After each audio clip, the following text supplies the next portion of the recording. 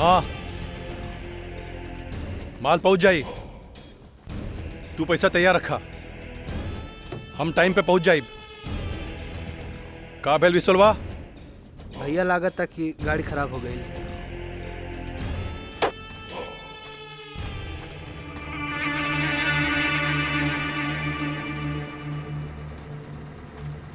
हमहू के प्रसादी मिली का?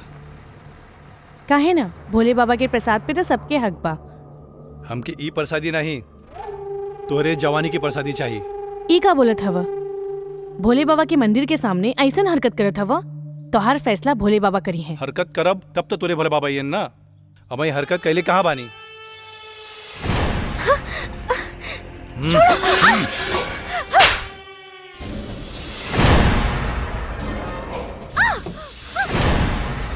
तू शेरा पे हाथ उठौली हो। बचाओ! अब देख हम तोहर का हाल करत हई। बचाओ!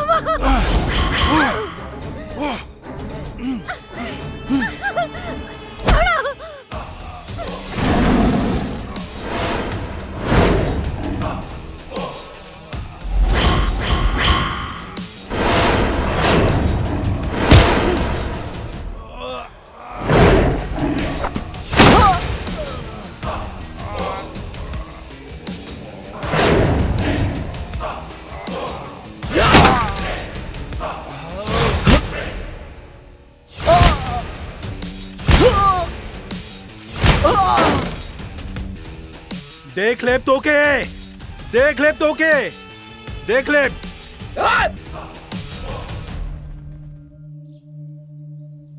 बहुत बहुत धन्यवाद आपके। अरे मन धन्यवाद का बात बा। नारी के सम्मान कईल हर इंसान के फर्ज बा। अब हम जाता नहीं, हमरा के देरी होता। एगो बात कहल चाहता नहीं। आपका आवाज बहुत सुंदर बा।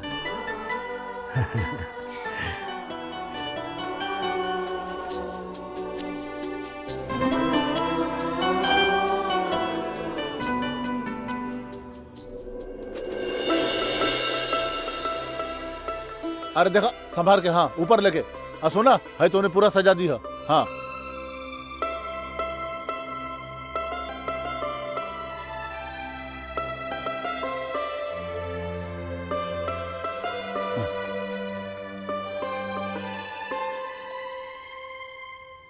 कहाँ रह गई बिटिया?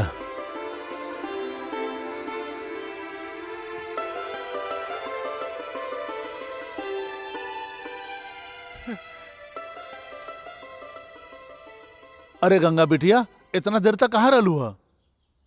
इस साड़ी पर दाग कैसन? हाँ? बाबूजी वो ठोकर लाग गेल रहे त गिर गई नी। बिटिया तोहके पता बा कि बिहान तोहर बियाह बा और ऐसा शुभ घड़ी में यूं बाहर निकलल ठीक ना होला। बाबूजी, हम भोले बाबा के दर्शन करे गईल रहनी, सोचनी आखिरी बेर दर्शन कर ली। पता ना फिर कब मौका मिली। और दिन रात हमके एक ही चिंता सता रहल बा कि हमरा जाए के बाद भोले बाबा के सेवा के करी। हमनी के है ना गंगा, तो चिंता मत करा गंगा। तो से बढ़कर तोहरे भोले बाबा के सेवा हम करब। तोहार भाभी निमन बात कहेली। तू तनिको चिंता न करा। हाँ ठीक है ठीक है। अब तू जा, जल्दी से तैयार हो जा। तू हमरे साथ आवा। चला।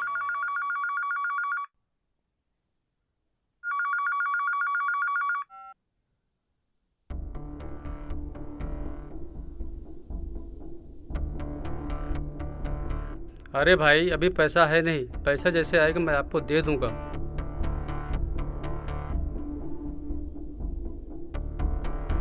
ठीक है, पेमेंट अभी है नहीं, जैसा आएगा मैं आपको बुला के दे दूंगा।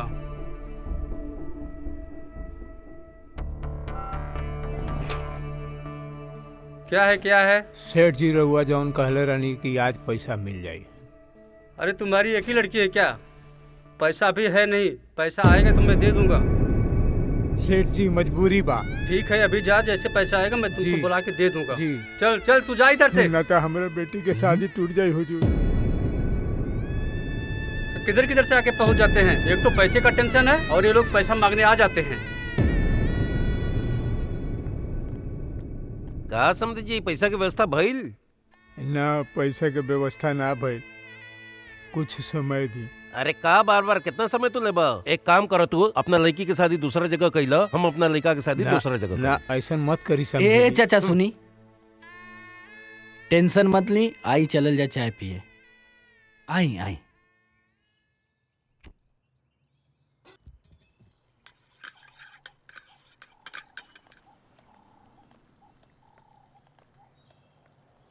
बैठी बैठी बैठी बैठी। तनी बढ़िया चाय बनावा, पियला के बाद मजा आ जाए। हाँ भैया बनावत हैं। चाचा रउआ कैसन बात करतनी? आज के जमाना में लड़की कहाँ लड़कन से कम बाड़ी। IAS, PCS, डॉक्टर, इंजीनियर, कौनो विभाग होखे जहाँ लड़की चढ़ बढ़ के भाग न लेत होखे।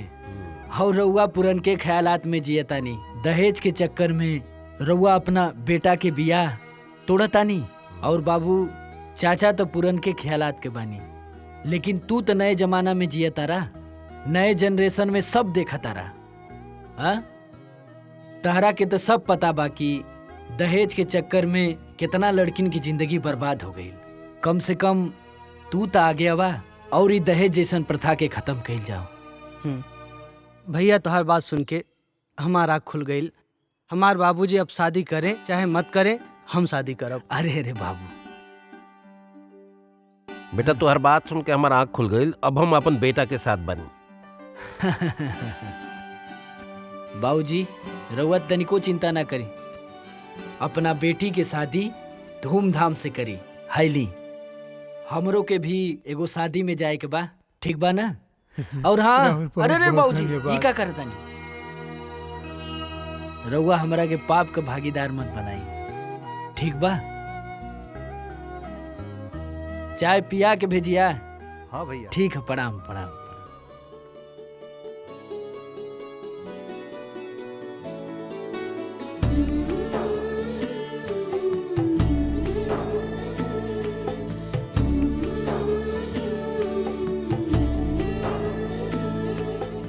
शादी के मुहूर्त निकलल जा रहल बा। पंडित जी जरा रुकी, हमके समधी जी से कुछ बात करे के बा।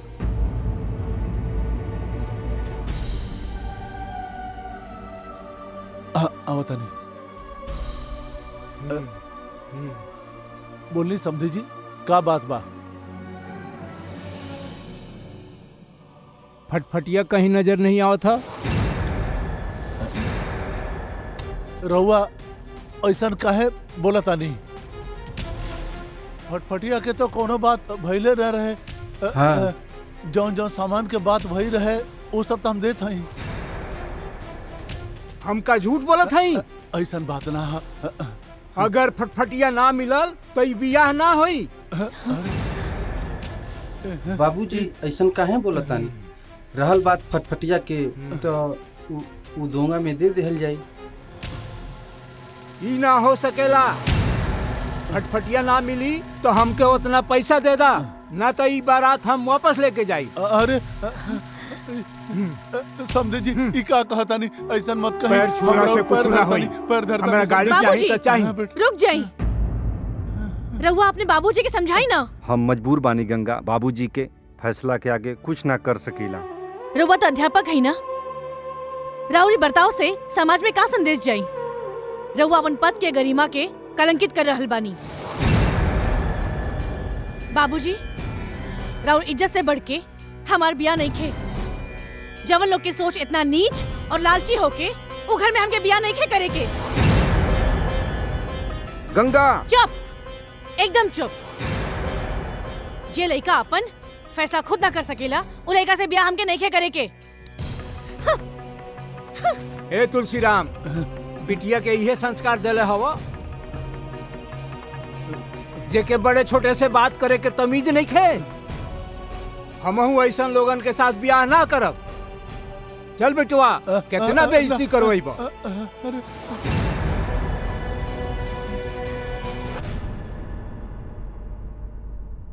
अरे का केलू तू? का केलू तू? बाबूजी वो रहुआ साथे कैसन बात करत अरे रहे? तो हमरा से करत रहले बात। हम करत रहनी ना बात, तोहके बीच में पड़े का जरूरत रहे? तोहके पता बा तो हर जिंदगी बेटा बर्बाद हो गइल बा। एक बेटी के शादी कइल बाप के अरमान होला।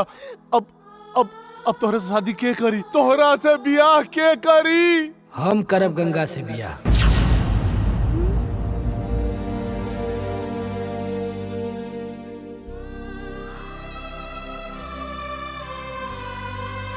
गंगा सही कहत बाड़ी।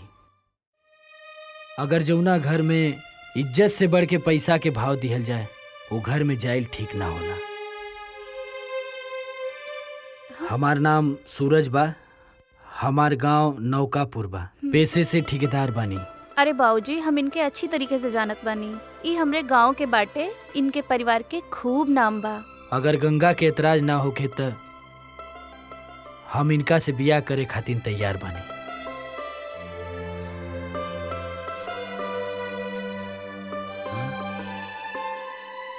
परी बिना बिना बिना परिवार के कैसे हुई?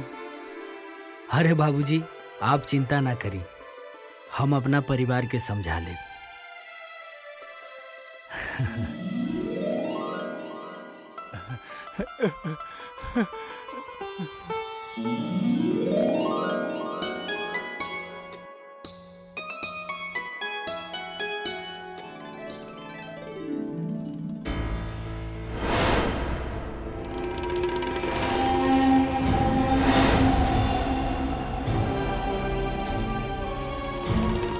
देखी पंडित जी, हमरा घरे में कौनो बात के कमी नहीं खे। इतना हा कि 7 पीढ़ी भी बैठ के खाई ना तो कभो कमी ना पड़ी। हमार बेटा बहुत पढ़ल लिखल बा और अब तक ठेकेदारी से बहुत कमात भी बा। अरे पिछला महीना में विधायक के घरे से रिश्ता आयल रहे। इतना धन दौलत देवे के कहत रहे कि पूरा घर भर जात। बाकी हम मना कर देनी, काहे कि हमरा के लड़की पसंद नहीं खे आई। हाँ यजमान जी बोले। देखी माया जी, हम अपन लड़की के शादी में 5 लाख रुपया कैश, 10 तोला सोना और 2 चक्का गाड़ी दे सकीले। ए मुनिया, चाय लेके वापस जो। तू जैसन भिखारी लोगन का औकात नहीं के हमरा घर में रिश्ता करे के। भिखारी कहीं के। देखी माया जी, हम तोरा बारे में बहुत सुन ले रही। तहार परिवार, नाम, मान सम्मान पूरा जिला जवार में चलेगा, लेकिन हम ही ना सोचले रहनी कि तहार सोच इतना घटिया होई। पैसा के खातिर तू केहू के मान के सम्मान ना करेलू। इतना अच्छा भइल कि हमार बेटी बच गई तोहरा घर में आवे से। वाह, अब तो भिखारी लोग भी इज्जत का बात करत बाड़े। निकला सनिया से। चली पंडित जी। भिखमंगा कहीं के। चल अइलन हमरा सूरज से रिश्ता करे बदे। श्याम भी पता नहीं कहाँ मर गए। कब से कहे रहनी कि दवाई लेके आओ। ई रथवा के चक्कर में पूरा पगला गइल बा। माई, हे माई, माई रे, भैया ने तोरे खातिर बहुत सुंदर तोहफा लेके आवत हूँ। अरे ओकर स्वागत के तैयारी कर। का कहा था वे श्याम? तोर भाई हमरा खातिर तोहफा लेके आवता? हाँ माई। जवन बात के सुन देख के तू इतना खुश बाड़े, वो तोहफा कितना बड़ो की? हाँ माई, भैया हमरे खातिर भौजी लेके आवत हूँ।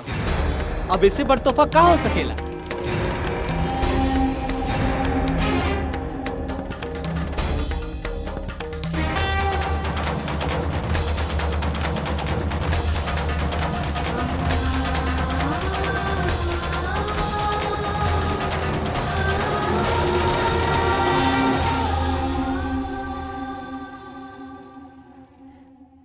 हमरा से का गलती भई कि तू अपना माई के अपना शादी के बारे में बतावल जरूरी ना समझला? अरे तोहार शादी के लेके हमरो भी कुछ सपना रहे। माई, हमार बात तो सुन, हम सब बताओ तानी। चुप करा। एक लड़की के खातिर अपन पूरा परिवार के मान मर्यादा मिट्टी में मिला देला।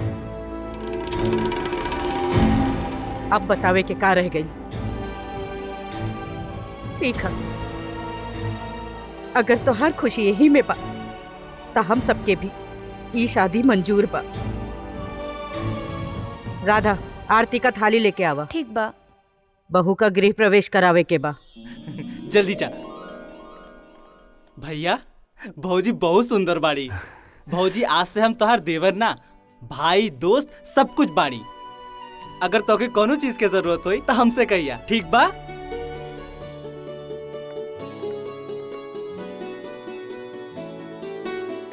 ले माई। तू ही करा।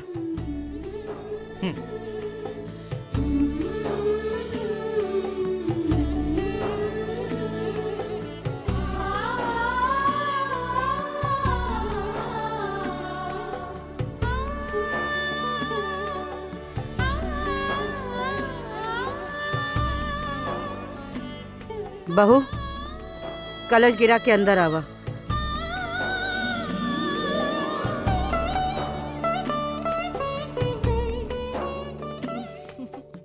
ठीक है भाई, बड़का मुंह फाड़त रहली, कबो 4 चक्का कबो 8 चक्का, लाखों के नीचे बात न करत रहली। तू लोगन के और कोनो काम धंधा ना हो ना? चल आवलू बस खिल्ली उड़ावे खातिर। ला मिल गई 50 खान। हाँ चला चला चला। हाँ हाँ तो जात है, चलो चला। बड़की बहू बनत बाड़ू ना, तो हार जियब हराम ना कर देब ना, तो हमार नाम भी माया देवी ना।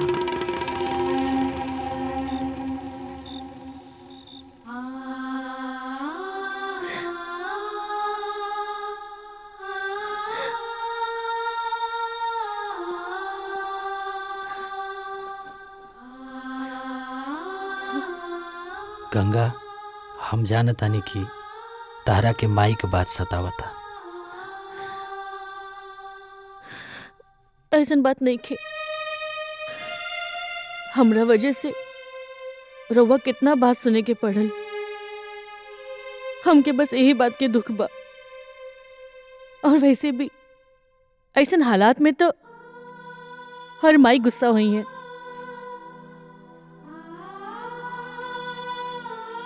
तू परेशान मत होखा, हम जानतानी कि माई का दिल बहुत साफ है, सब ठीक हो जाएगी।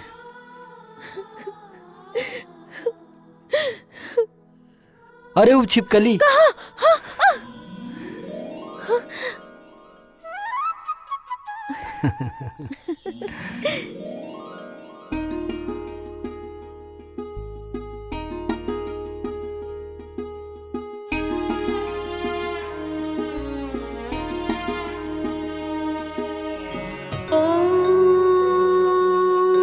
त्र्यम्बकं यजामहे सुगन्धिं पुष्टिवर्धनम्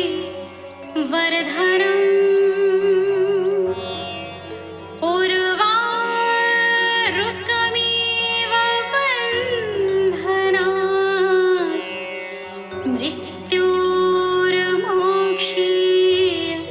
मामृतात्।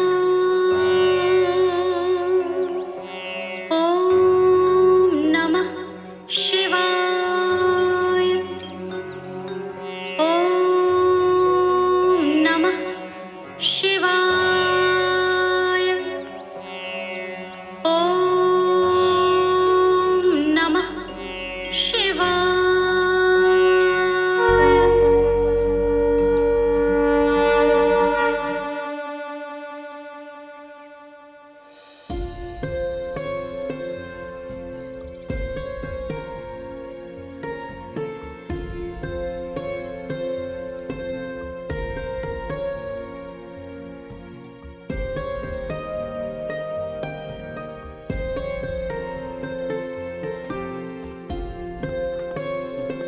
अरे भौजी, इतना भोरे जाग गिलू, का बात बा? अरे हम तो भोरिये जागी ले। तू कहाँ जात बड़ा? नाश्ता करके जा। नाश्ता? अरे भौजी, धनिया मुनिया देर से आवलन, नाश्ता के बनाई? नाश्ता बन चुकल बा, बैठा हम देतानी, बैठा। नाश्ता बन चुकल बा?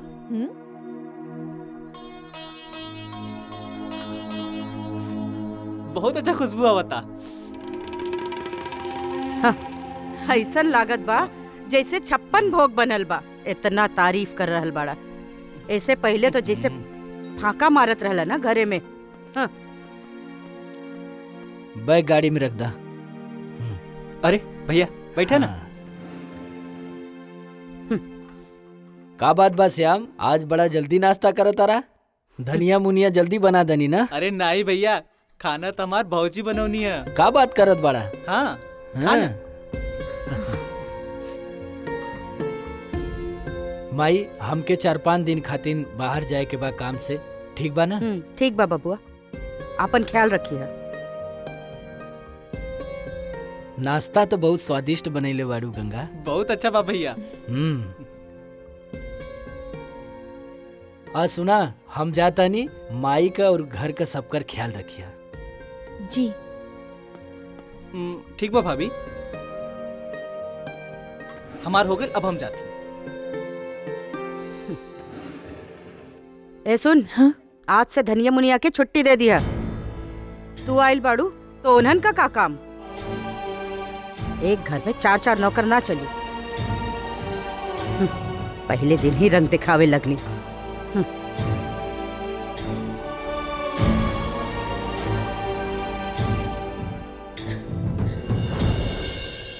का हो सूरज के माई, सूरज के ब्याह तो हो गई, पाहुर मिली कि ना? ऐसन कैसे चली? कैसन पाहुर और कैसन बियाह? अरे पाहुर तो तब बटेला जब धूमधाम से बियाह होखेला। हमार सूरज बेटा तो फंस गई। अरे ये अपना रूप के जाल में फंसा ले बा।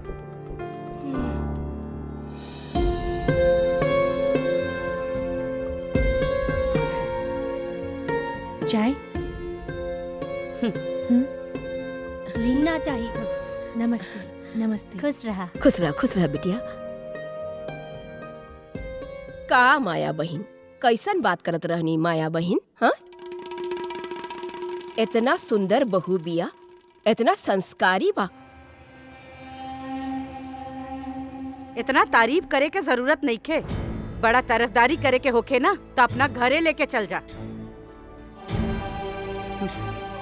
कैलाश कमाई, अभी तू एकर खेला ना जनतू। जौना दिन जान जइबू ना तो आपन बात बदल देबू। और हिया बैठ के का करत आड़ू?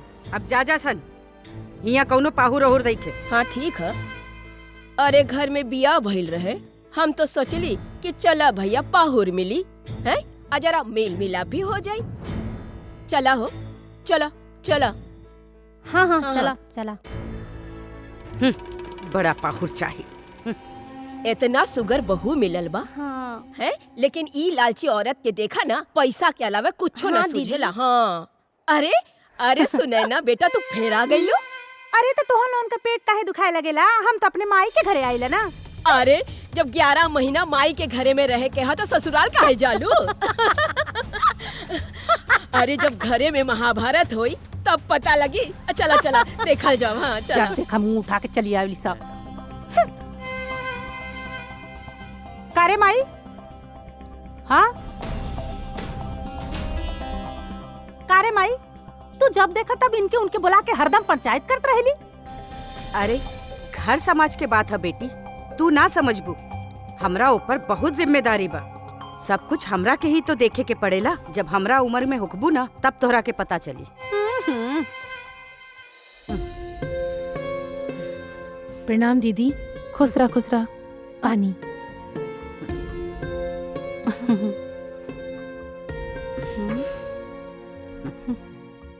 लागत नई नौकरानी आ गइल का। माई ई के हो? पता नहीं, तोर भाई कौना भिखारी खानदान में जाकर अपन रिश्ता कर लेलस। देख कर देलस ना नुकसान। हाँ। देखा मुझे उसी फिर से कुछ तोड़ देलस। रोज कुछ न कुछ नुकसान करते रहे ले। अरे माई, हाँ भाई इतना बड़ कदम उठा लेला, बिना तोसे पूछे ऐसे शादी कर लेला। आज तक एक कदम तोसे बिना पूछे भाई ना चलत रहे। इतना बड़ कदम कैसे उठा लेलस? माई हमके त लागता ई कोनो जादू कई दिहले बा। हाँ। अरे चल ठीक है, तोसे ना बताऊ ना, कम से कम इनके हमके तो बतावे के चाहत रहे। ई सब छोड़, ई बताओ गोलुआ ना देखा था, कहाँ रह गईलू? का बताई माई, हम अपन ससुराल हमेशा खातिर छोड़ के चलिए नहीं। हरदम का? हमार सास लड़ाई झगड़ा करत रहली आ गोलू के पापा हरदम अपने माइक साइड लेत रहना और गोलू के भी हमेशा खातिर छोड़ के चलिए नहीं। ठीक कैलू बेट, अच्छा कैलू आ गईलू। आवे दी सूरज के, हम बात करतानी।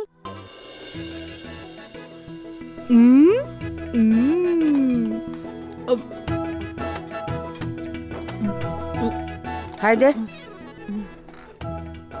डाल डाल।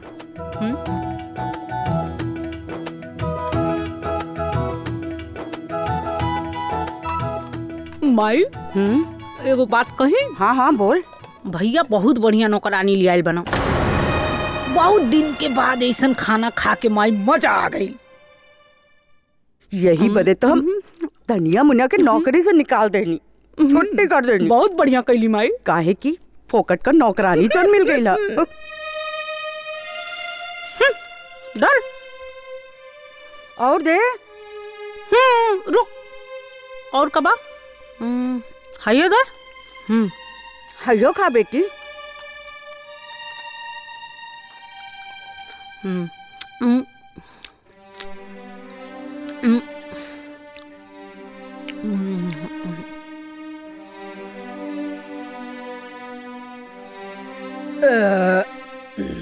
चला सुतल जाए। चल मई।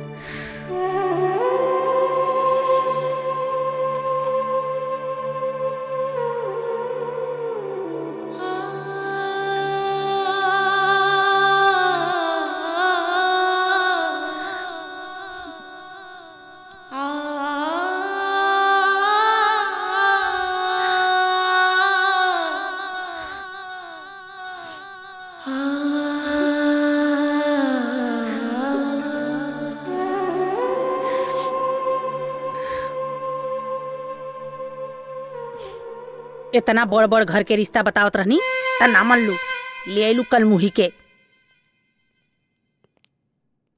माई गोड़ लगतानी। खुश रहा। कब आइला? अरे माई हम तरतिया का आ गईली। अरे दीदी तू कब आइलू? सब कुशल मंगल बा न? तू ये सब तो छोड़ा, तू इतना बड़ कदम उठा लेला। अरे तोहरे लौ शर्म बा कि ना बा? समाज की मर्यादा भुला के तू ब्याह कर लेला। माई का तो छोड़ा है? कम से कम हमके तो बतावे चाहत रहे ना। अरे शांत रहा दीदी। का शांत रहा? खाली बस अपने मन।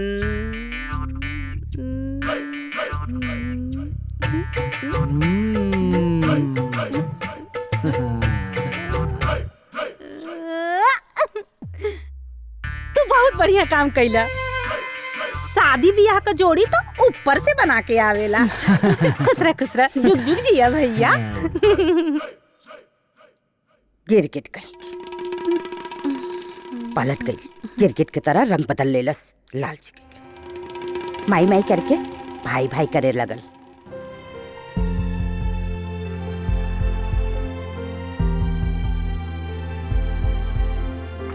माई जय दुर्गा मैया की गोड़ लगा। खुश रहा खुश रहा। बड़ा देर लगा देला। माई एकरा के का भाई? चला देखल जाए। चल देखल जाए। अरे दीदी का भइल तोके? यहाँ का बैठल बाड़े? ऐसा तो पहले ना रहे। का भइल सुने ना बेटी, इतना उदास काहे बैठल बाड़ू? का बताई माई, गोलू के पापा से तो झगड़ा करके चलिए नहीं, लेकिन गोलू के बहुत याद आवता। याद आवता? जब घरा छोड़ के ली तब ना याद आइल? माई देख। चुप कर, जब देखा तब परेशान करेला, बदमाश कहीं का। एमे इतना उदास होखे वाली कौन सी बात बा? बिहाने हम श्याम के भेज के गोलुआ के बुला ले हम। हाँ माई बुला लेना। हाँ हाँ श्याम, हाँ बिहाने जाके गोलू के लेके आवा। ठीक बा। काल जाके हम गोलुआ के लिए आई काम मुंह फुलौले बड़ी नौटंकी बाज के चल ये सब छोड़ा चला आवा आवा।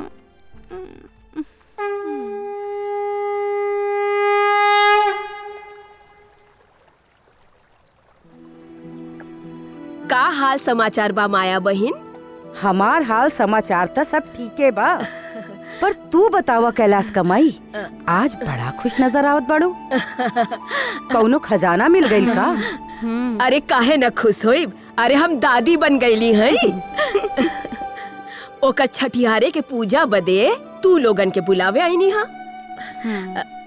अब तू सुनैना बिटिया के लेके आ जाइए। हाँ हाँ गंगा के लेके मत आइहा, काहे से कि बांझ औरत के साया अशुभ होला। ओकर साया ना बच्चे पे ना पड़े के चाहिए। देख ले माई 16 आना सच कहली है चाची। हाँ अरे कैलाश कमाई हम ऐसन काहे करब? हमरा के पता बा नहावन में बाज औरत के लेके जाब अशुभ होखेला। हम और सुनैना बेटी आ जाई। चिंता मत कर, गंगा ना आई। चली? हाँ हाँ हाँ चाची चला आ जल्दी। हम अच्छा और माई। आइहा जरूर। हाँ हाँ चाची हाँ, हाँ, हाँ, ठीक हाँ, बा हाँ, चाची। चला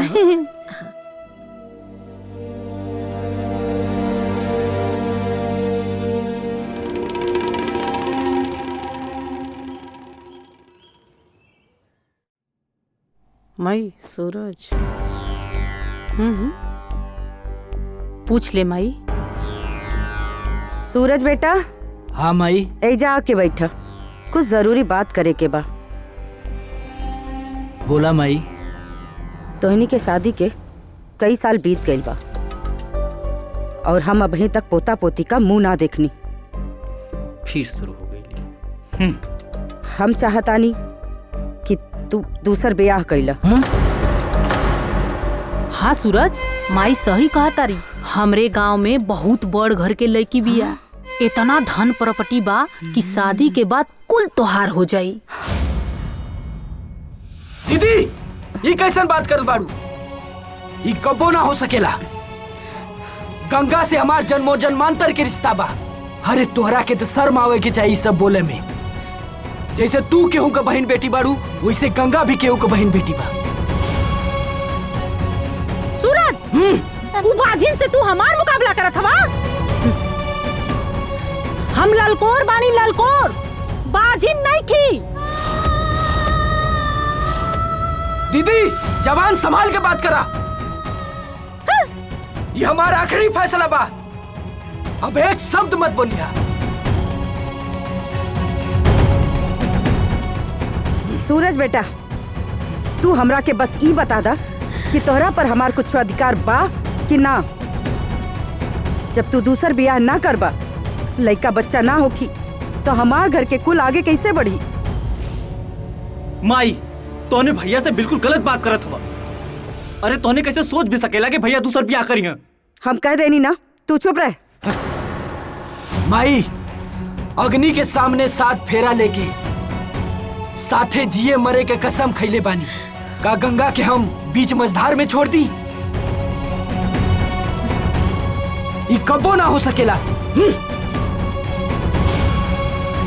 कल मुही हमार बेटा पे जादू करके अपना बस में कर ले बा।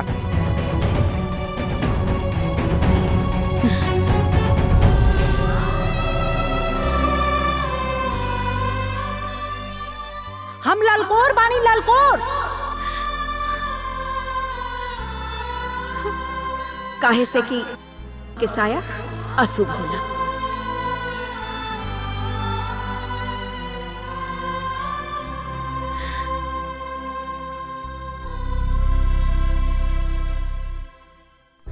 काजी इतना उदास काहे बानी?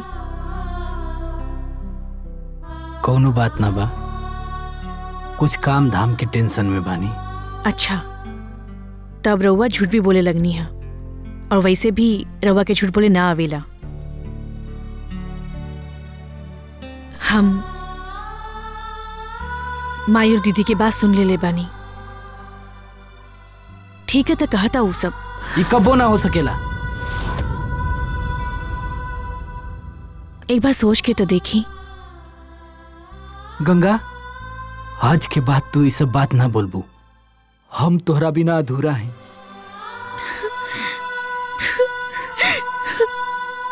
श्याम, अब तो हमन के शादी होई ना, काहे कि सूरज भैया की शादी तो हो गई। तो ये सब छोड़ा, तू बतावा हम कब आई तोरा घरे माई बाबूजी के लेके बियाह के बात करे खातिर?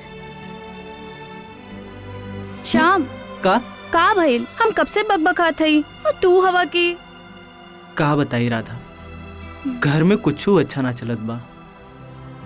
घर में महाभारत मचल बा। काहे? भैया भौजी के बियाह के 5 साल बीत गईल, लेकिन भौजी के गोद अभी भी ना भरल। यही खातिर माई भैया के दूसर बियाह कराव चाहत बाड़ी। दुनिया कहाँ से कहाँ चल गई। अम्मा के सोच अब वही बा। श्याम, हमरे संगे ऐसन भइल तो तू हमरा के छोड़ देवा का? ना राधा, हम तोरा के कबू ना छोड़ब। ई कबू ना हो सकेला।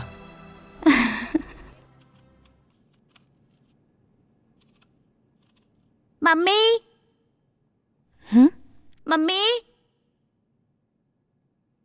मामी, हमरा बहुत जोर से भूख लागल बा। कुछ खाए के हो तो दे दा। हाँ गोलू, हम तोरा खातिर अभी खाना लेके आवतानी।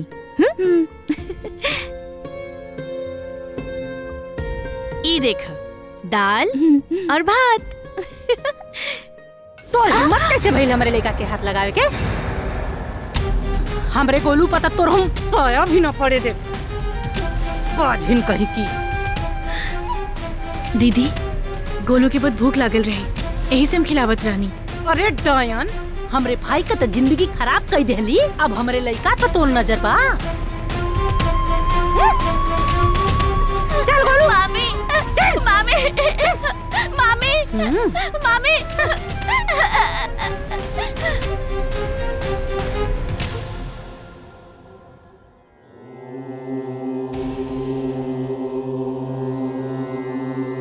बाबा, बाबा, बाबा, बाबा कुछ करे बाबा, बाबा। भगवान कृपा करी। कुछ करे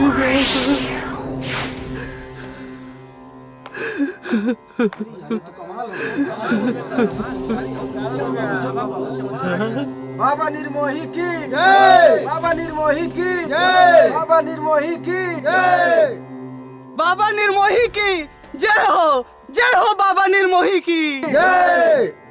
बाबा जी, राउर आशीर्वाद से हमार गोद भर गई। अरे हम तो तुच्छ प्राणी हैं। हाँ बाबा, हम जे भगवान से कहीं भगवान हमार सुनी। सब भगवान की कृपा है। दरबार से क्यों खाली हाथ ना जाए। निर्मोही बाबा की जय, निर्मोही बाबा की जय, निर्मोही बाबा की जय। प्रणाम निर्मोही बाबा। हम माया देवी बानी, बहुत दुखी बानी। बोला, का परेशानी बा? बाबा, हम दूर से बड़ा आस लेके आइल बानी।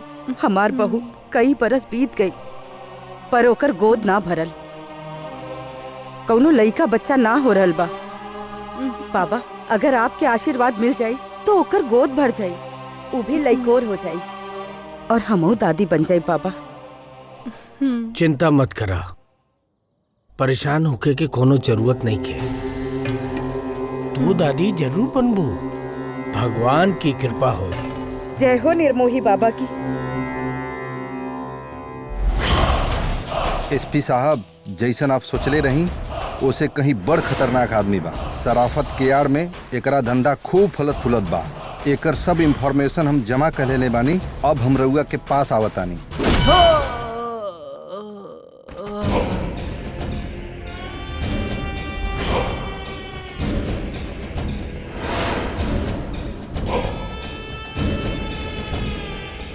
वाह शेरा वाह, वाह, शाबाश। हमरा साथे खेल। शेरा, लाश के ठिकाने लगा दो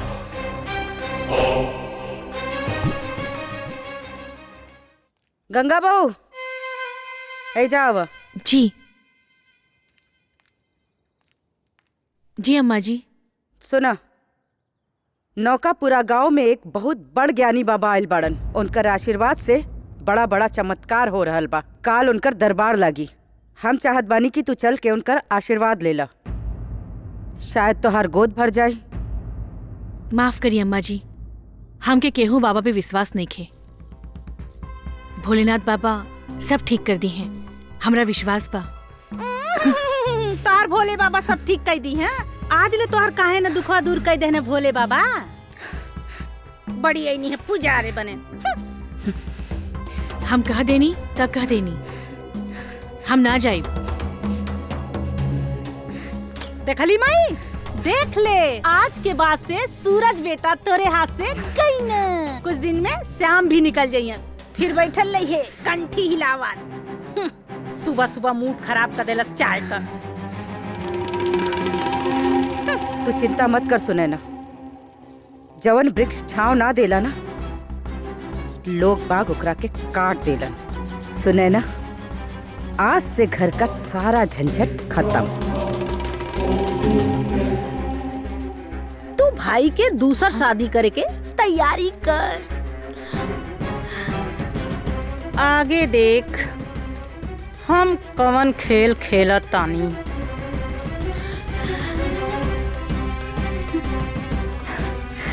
अरे वाह,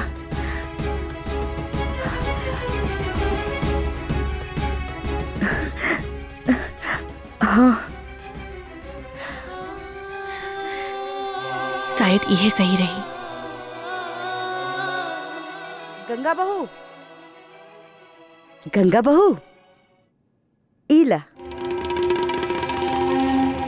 बहू, जवन भइल तौन तो हो गई। अब तोहार गोद नहीं खे भरल तो इनमें तोहार कोनो दोष नहीं खे। ई सब तो भगवान के मर्जी से होखेला। अब बहू, ई दूध पीला, एमे ना हम जड़ी बूटी मिलौले बानी। हो सकेला कि ई दूध पिए से तोहार गोद शायद भर जाए। हाँ हाँ भौजी, पिला पिला पिला पिला। ला बहू, ला पीला। हम कमरा में जाके पी ले। अरे ना बहू, हमारे सामने पिया, हमरे हाथे से पीला। ला पीला पीला। हाँ अब और पीला बहू।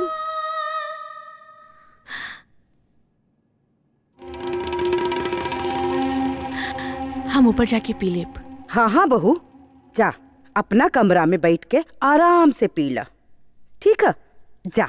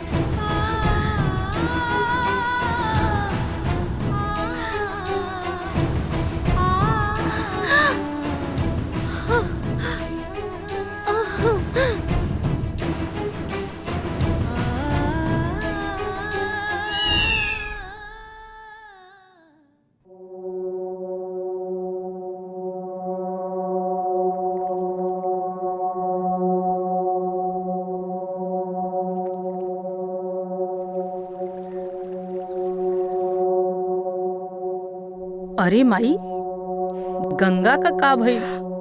चल तनी देखल जा। अरे हाँ, हम तो भुला गई नहीं। हाँ चल चल चल चल चल चल।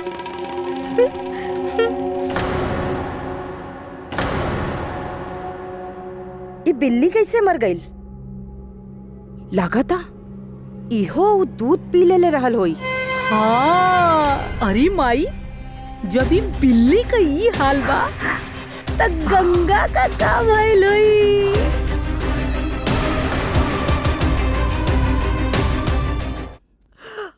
गंगा त गईल गंगा घाटे ओकर हो गईल राम नाम सत्य।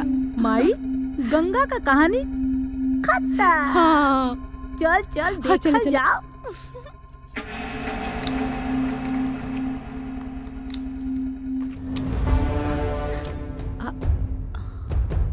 दिखात नहीं के कहाँ चल गई।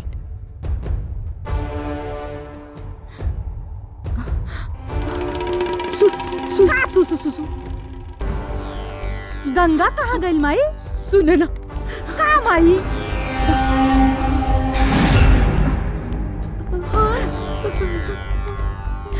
माई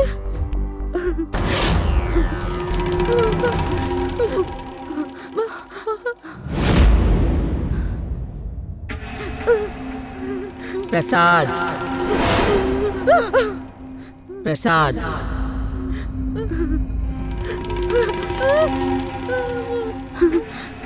माई माई प्रसाद ली।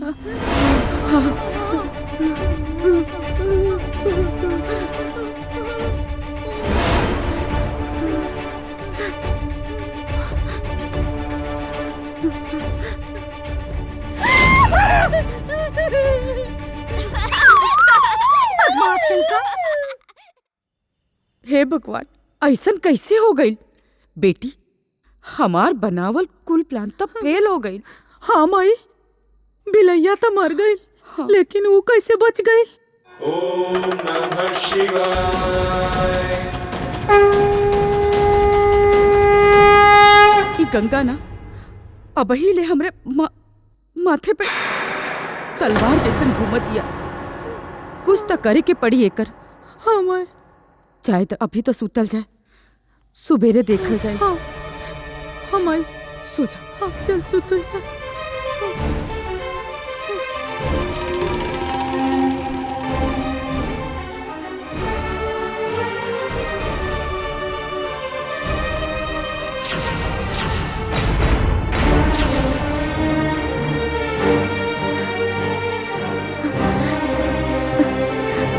गंगा छोड़ दो हमरा के छोड़ दो हमरा के छोड़ दो गंगा गंगा छोड़ दो हमरा के छोड़ दो गंगा छोड़ दो गंगा।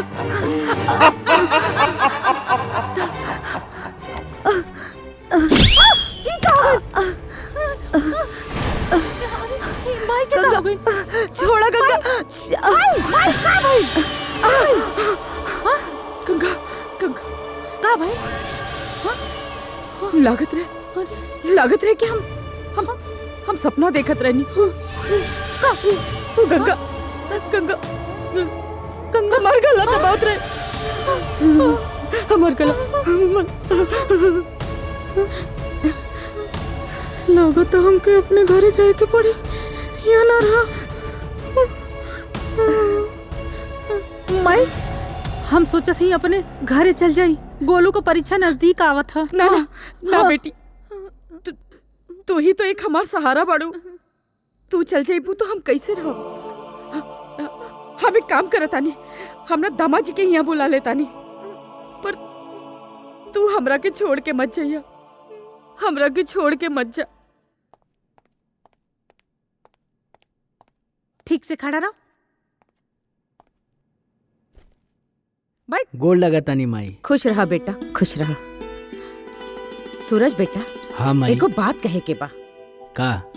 पास के गांव में एक बहुत बड़ ज्ञानी बाबा आयल बड़न। अरे उनकरा आशीर्वाद से ना बहुत बड़ बड़ चमत्कार होखेला। हम तो गंगा बहू से कहनी है ऊ हमार बात ना मन ली है। अब तू ही समझावा। हो सकेला कि ऊ बाबा के आशीर्वाद से गंगा के भी गोद भर जाए। अरे माई तू लोगन अपने हिसाब से देख ला। हमरा के सब परपंच में मत डाला। हमके काम से जाए के 10-15 दिन खातिर बाहर। ठीक है हम जाता नहीं माई। ठीक है खुश रहा। और हाँ माई का ख्याल रखिया।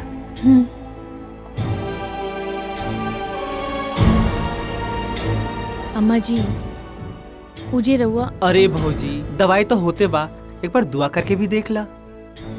दुआ से लोगन के बहुत कल्याण भइल बा और माई के बात भी रह जाई। आज बाबा के जन्मदिन भी बा और रंग उत्सव में भी शामिल हो जाल जी। तो ठीक बा, हम राधा के लेके वही जावत, यही बहाने बाबा के दिव्य दर्शन भी तो हो जाई। बाबा इनकर कल्याण करी, बहुत दुखियारी बाड़ी। प्रणाम बाबा। खुश रहा। अरे ना ना ना, ऊपर बैठा।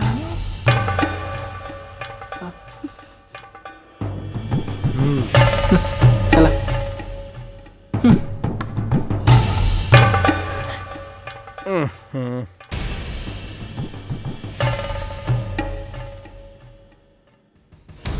का समस्या बा?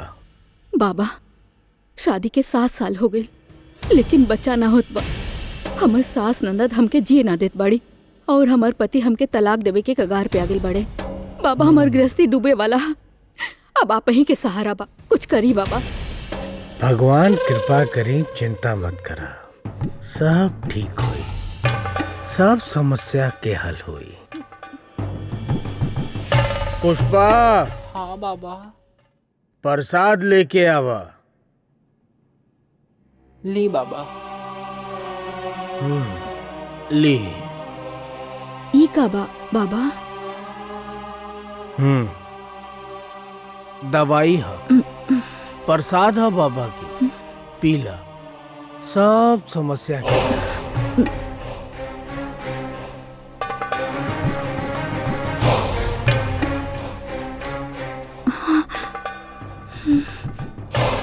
बाबा अरे अब आप ही के सहारा बा बाबा। भगवान कृपा करी बेटा।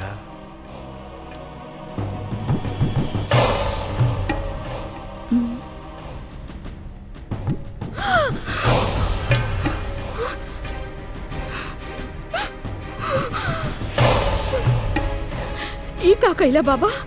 तोरा समस्या के निदान। तोरा के तो सब भगवान समझेला ना, लेकिन तू बाप और बेटी के रिश्ता के भी कलंकित कर देला। तोहरी ढोंग के ढिढोरा हम पूरे गांव समाज में पीटब। ऐसन बात बा तो हम तोहार पति के वो हाल करब कि केहू के पता ना चले।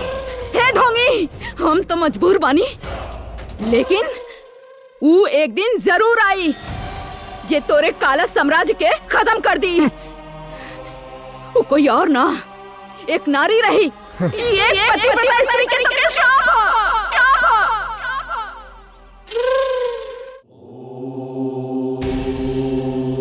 प्रणाम बाबा जी। भगवान कृपा करी। बाबा जी ई हमार बहू बानी गंगा। नमस्ते। गंगा बाबा जी का पैर छुके आशीर्वाद ला।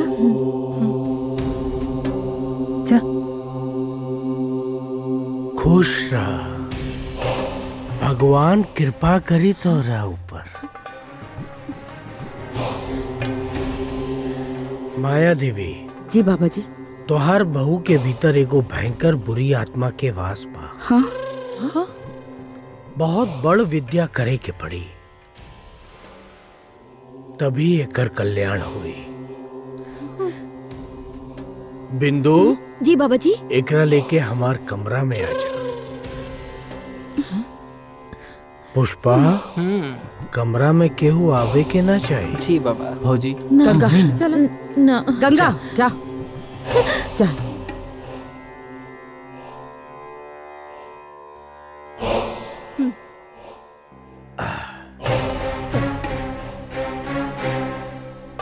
बैठा ना। हाँ? आवा आवा बैठा ना।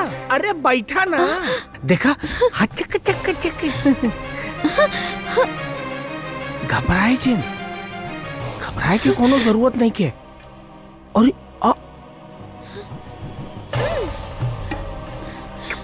हाँ देखी हमके सब में विश्वास नहीं कि हमरा के चाय दी। हाँ बस कुछ समय लागी, आधा पौना घंटा, ओकरा बाद सब कुछ आसान हो जाए। अरे अरे घबराए ना, पहले बैठा था, शुरू शुरू में थोड़ा घबराहट होला।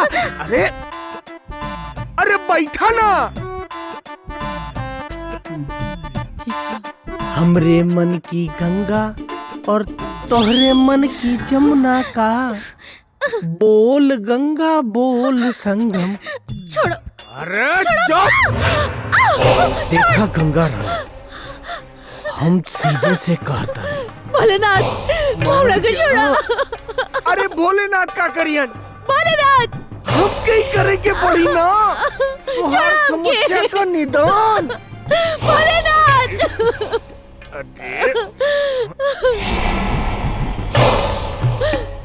भोलेनाथ हाँ?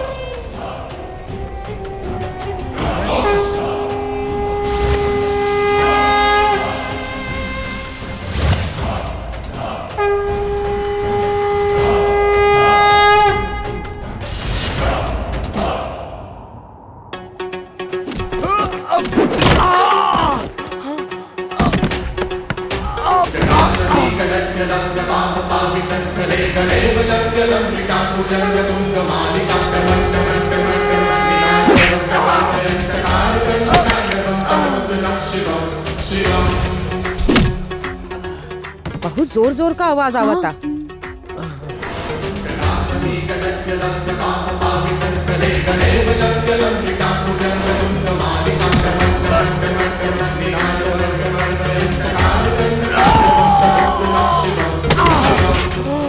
निकला था भूत निकला था।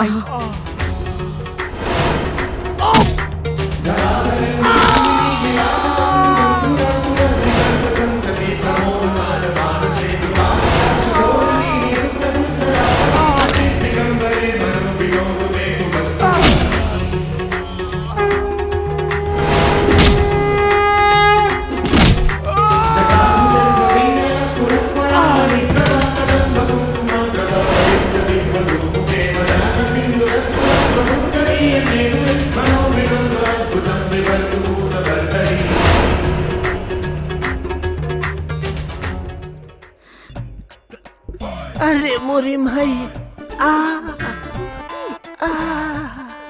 आई फोर बोर दुखाता। माया देवी जी महाराज जी, तुहार पतों के शरीर में बहुत बड़ चुड़ैल बा। देखा का हाल हो गई हमारे। हाँ बाबा जी। अरे का बोली, हमके बहुत बड़ा अनुष्ठान करे के पड़ी। हाँ ठीक बा बाबा जी। और हमके पावर की जरूरत बा। अच्छा तो हमके कुछ वक्त दा। ठीक है। फिर आके हमसे मिलिया। हाँ अच्छा चाहिए बाबा। भगवान कृपा करी। संभाली बाबा। चला बेटी। चल चल चल चल चल चल चल बाबा के पास। क्या भइल बाबा? भौजी भौजी भौजी का भइल भौजी? भौजी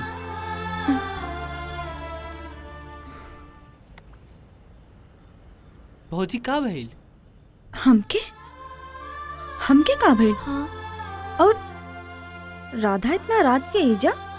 जाओ घरे घरे छोड़ के आओ। जाओ जाओ। भौजी अपन ख्याल रखिए। हाँ तू जा जाओ। ठीक बा तू ना? छोड़ के आओ। चल।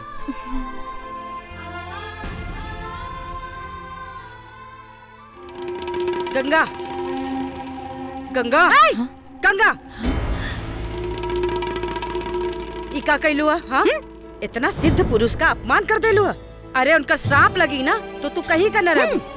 कल सवेरे सवेरे चल के उनकरा से माफी मांगला। हाँ अम्मा जी रउआ समझत काहे नहीं की? वो साधु ना शैतान ह। ओकर नजर हमरा ऊपर गलत बा। हम ना जाई। अच्छा वो शैतान है, ओकर नियत खराब है, तोर नियत बहुत बढ़िया है। अरे गंगा इतना शुद्ध पुरुष के लालछन लगावत का तो के शर्म ना आवत है? तू ठीक ना करत हो गंगा। दीदी ई का कहता नहीं? भोले बाबा से डराई का? भोले बाबा लगा रख ले बाड़ू। हाँ तो हार भोले बाबा इतना बड़ा भगवान होता ना तो तू कब का माई बन चुकल हो तू। हाँ माई भोले बाबा सुनत सुनत कई साल से हम पक गए नहीं। एक काम कर, भोले बाबा का शिवलिंग उठाओ और ले चल के विसर्जन कर दे। सही कहा। ना ना ये गंगा, हटा हट के जाओ। दे। हट जाओ गंगा। ये आदत मत करी। गंगा, ना, ये हटा के दे। हाँ, ना, छोड़े हमके, छोड़े हमके। जो मार, बहुत खुजली दरवाजा बंद कर। बंद कर, जल्दी छोड़। चला चल। सारे फसाद का जड़ यही शिवलिंग है ना, आज यही के फेंका। हाँ।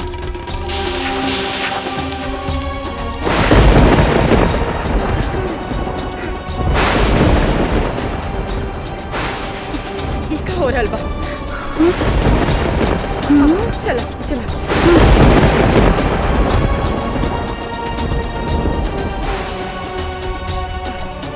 संभल के भाई, संभल के। ई का होता है?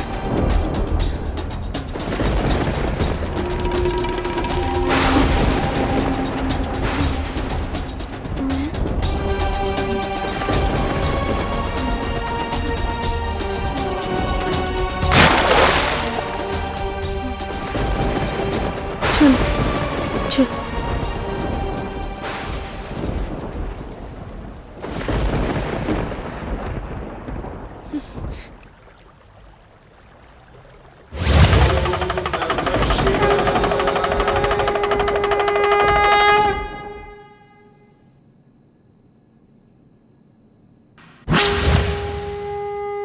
बम बम भोले।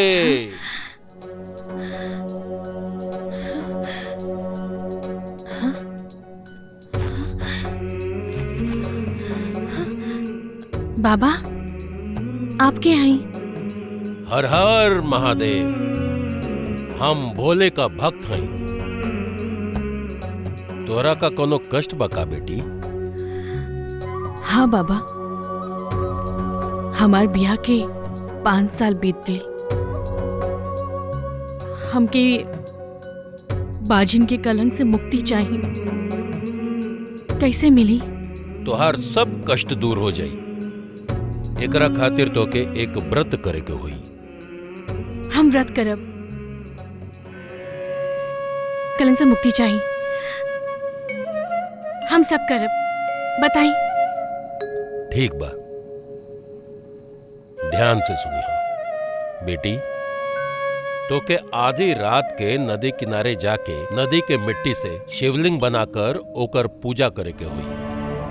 ऐसा तो के 11 सोमवार तक करे के, लेकिन ध्यान रखी हो कि व्रत के बारे में केहू के कुछ पता न चले, यहाँ तक कि तोहरे पति के भी, अन्यथा तोहर व्रत भंग हो जाए और तोहर इच्छा कभी पूर्ति ना हो पाई। हम केहू के ना बताई। सौगंध भोलेनाथ।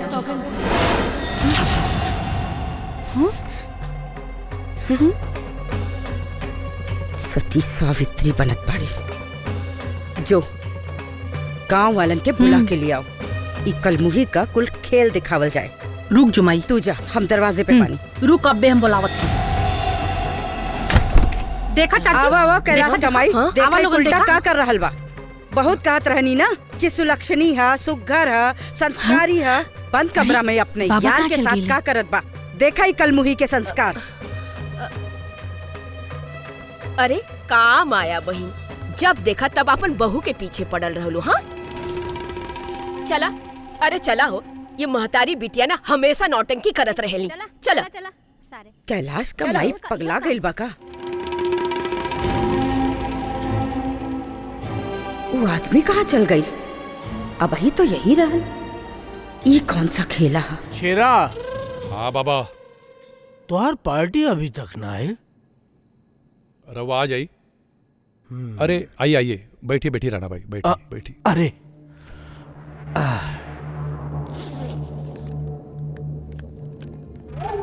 ये लीजिए, आपका एडवांस अमाउंट है। हाँ शेरा। जी बाबा। ये पैसा रखला। जवन माल गईल रहे ओकर पैसा का भइल?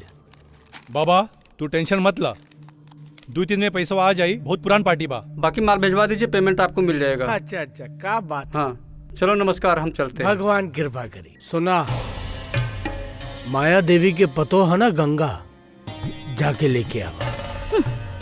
हमरा के कुछ पुराना हिसाब वसूल करे के बा। ठीक बा बाबा, चल जा। हम आवत ही। बैठा बिंदु रानी, बनावा। है उलझी जो तेरी जुल्फ तो शमशीर बन गई, फैली फिजा में तो जंजीर बन गई।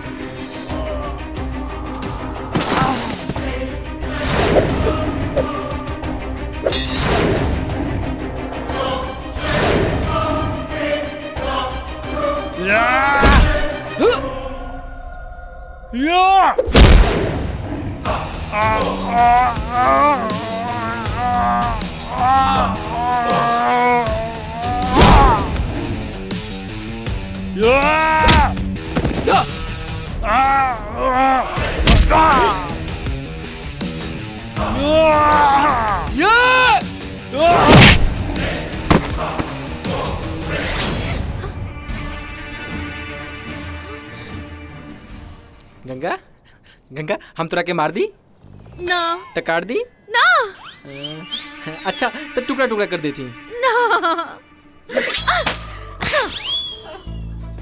हाँ काट दी टुकड़ा टुकड़ा कर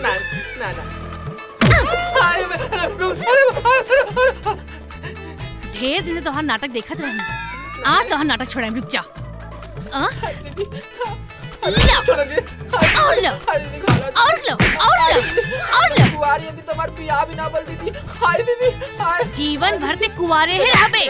करियो ना दीदी। तार बहने ने दीदी छोड़ दीदी। छोड़ दी तोरा के। हाय दीदी।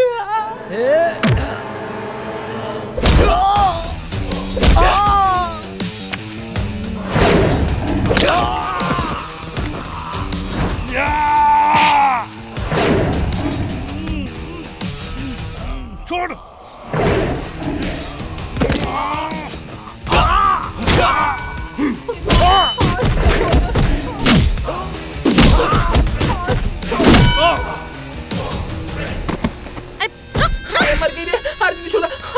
गईला ससुर। देख ले तो के।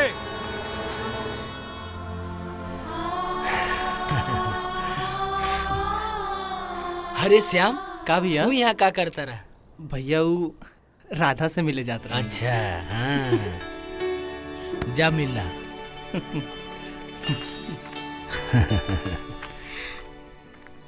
बहुत बड़ बड़ बात करत रहले, एगो औरत से पिटा गईले।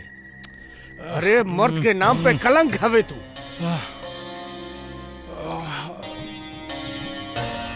बाबा वो ससुर न जाने कहां से सूरज आ गई।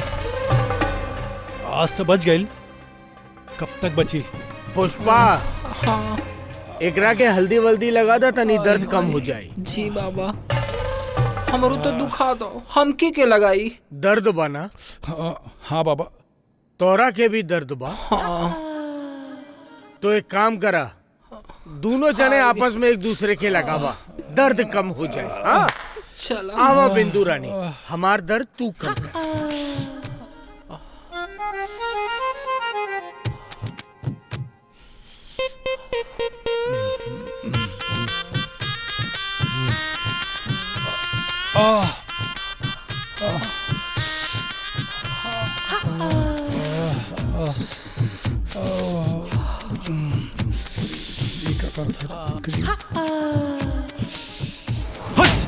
हट, ये क्या करत हवे? हट कहीं बेशरम।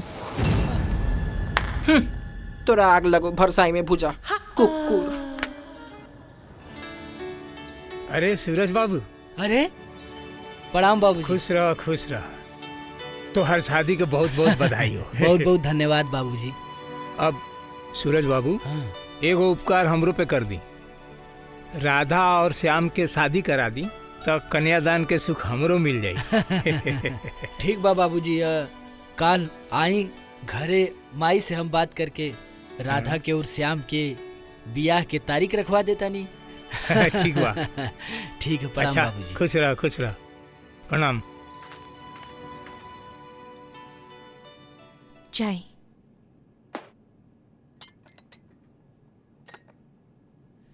रउआ सब सामान रख ले बानी ना?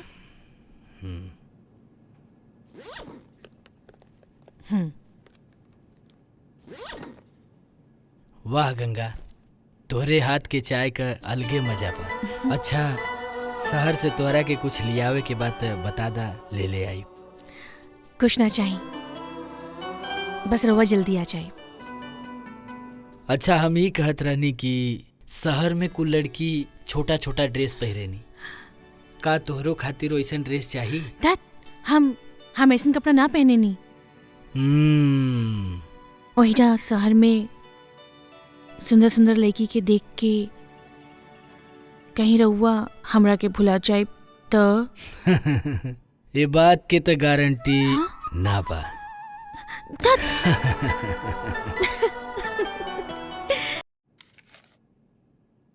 15, 16, 17। जब देखा पढ़ाई के नाम पर नानी मर जाले इनकर शनकोर कहीं का। ओरे 18, 19, हाँ इतना बेर की हो सकेला? हाँ बाबूजी। श्याम बबुआ, एजा सूरज बाबू इनकरा के मिलल रहे। हमनी राधा और राउत शादी के लिए आयल रहे बात करे। अपना माई के बुलाई। अच्छा ठीक बा, आई आई अंदर आई, बैठी ना।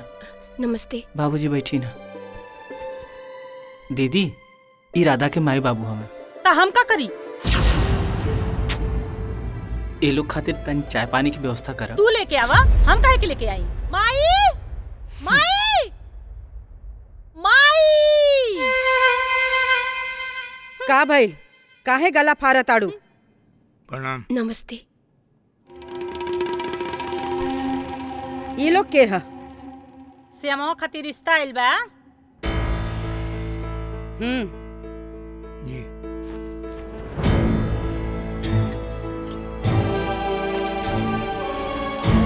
तरौआ लोग श्याम का रिश्ता लेके आयल बड़ा, तो हम एक बात साफ साफ कह देवे चाहतानी कि श्याम का रिश्ता वही घर में होखी जे 50 लाख नगद 30 थान गहना और एक 4 चक्का गाड़ी देही। 50 लाख नगद 30 थान गहना। माई ठीक है कहा तारी। सूरज का शादी फ्री में हो गई तो आपका श्यामों का शादी फ्री में हो जाई। जवन जवन दहेज में देवे के बाद आजे बता दा लोग एकदम क्लियर साफ साफ। रउआ लोगन के बराबरी कईल हमारा औकात नहीं खे। जितना हमनी से बन पड़ी हम रउआ लोगन के दान दहेज देहब। अगर तोहनी के औकात नहीं खे रहल तो काहे मुंह उठा के चल अइला घरे में हमरे। तू लोग का चाल हम खूब समझेनी। गरीब लोग ना लड़की पैदा यही खातिर करेलन ताकि वो जवान होके बड़ घर के लड़का के फंसा लेवे। चल अइलन रिश्ता लेके। माया देवी अपना जबान पे लगाम दी। हमार बेटी हमार अभिमान बिया। खबरदार, तू हमार घर में खड़ होके हमई से जबान लड़ा ताड़ू। तोहार औकात नहीं के हमार घर में रिश्ता करे के। माई भैया तुहरा के त केहू के बेइज्जत करे में कौनो गम फिकर नहीं की। अपना घरे आइल दुश्मन के भी इज्जत कइल जाला, मान सम्मान कइल जाला। रउआ लोगन के तो हम बोले ले रहनी श्याम के बियाह के बात करे खातिर। का भइल दीदी? कुछ ना सूरज, माई के समझा समझा के थक गई नी। लेकिन ये समझे के तैयारी नहीं की। एक टक दहेज का रट लगौले बाड़ी। अपने घर में कोनो चीज के कमी बका जवन इनका दहेज खातिर लाट टपकता। अरे माई तोहरा के तो वो समय समझ में आवे के चाहत रहल जब श्याम और राधा साथ साथ घूमत रहले। वो समय रोके के चाहत रहल। अब तो पूरा गांव जवार में हल्ला हो गइल बा कि श्याम और राधा के बियाह होखे वाला बा। श्याम। हाँ भैया। एक काम करा, तू राधा के ले जाके मंदिर में बियाह कला। तो लोगन के घर हम बसाई। तू लोग तो जनते बड़ा कि माई के दहेज के आगे एकरा रिश्ता के कौनो मोल ना है। बाबूजी आप परेशान ना हुई, ये लोगन के बियाहे के जिम्मेदारी हमारा। ऐसन काहे बोला ताड़ा सूरज बेटा? हम जवन कुछ करत बानी तोहनी खातिर तो करत बानी। हम ये सब धन दौलत रुपया पैसा अपना छाती पे तो न लेके जाइब ना। अरे हमार कुल जिंदगी तब बीत गई और जौन बचल बा वो राम राम करके बीत जाई। रहल बियाह का बात तो अगर तोहनी लोगन के मंजूर बा तो हमहू के मंजूर बा।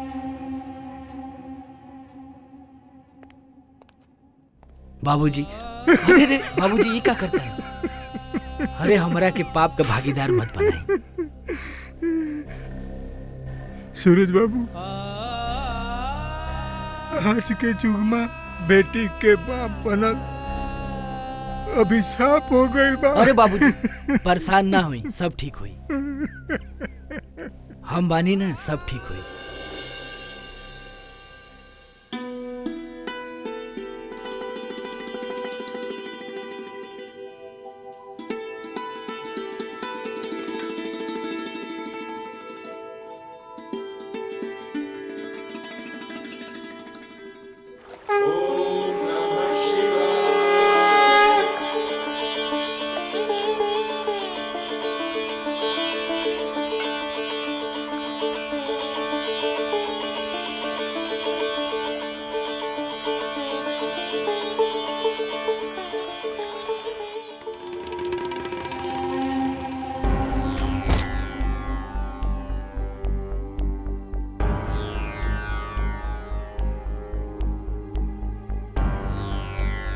हे माई देख गंगा के इतनी रात के।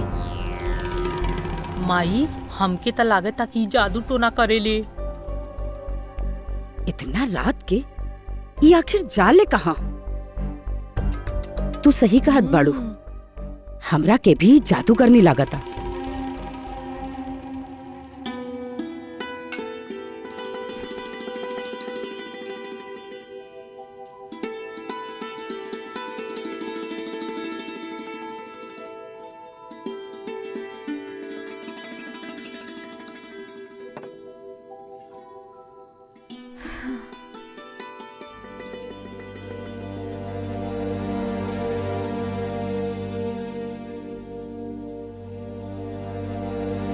लागत अम्मा जी सूत गई बाड़ी। देख ली का? हे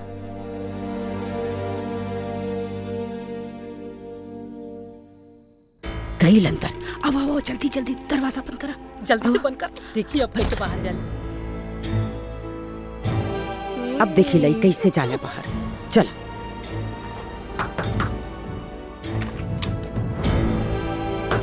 अरे केहू बा? अच्छा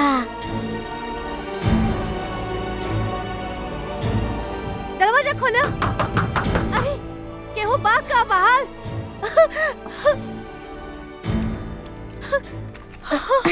मम्मी आवा आवा। गोलू नानी और मम्मी बंद कर देले रही दरवाजा।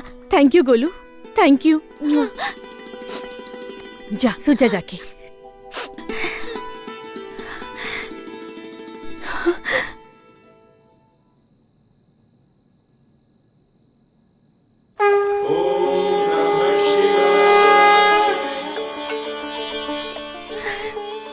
जय भोलेनाथ।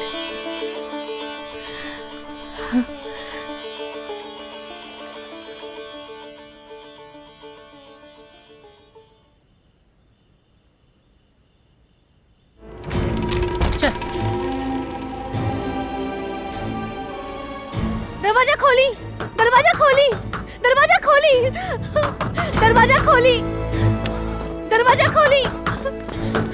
केहू बा?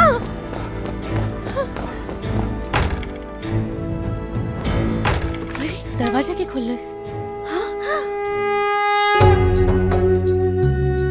जय भोलेनाथ।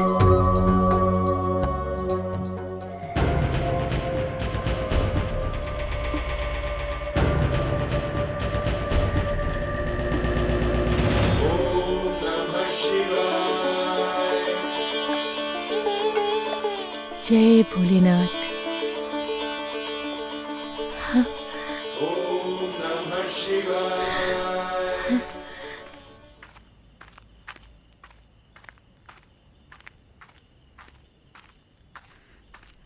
आओ बेटी आओ। आज ही महारानी के हम रंगे हाथ चल देखा जा। देखा ये कलमुही आखिर राती के जाले कहाँ। देखा देखा उजारल बा। वो देखा। हाँ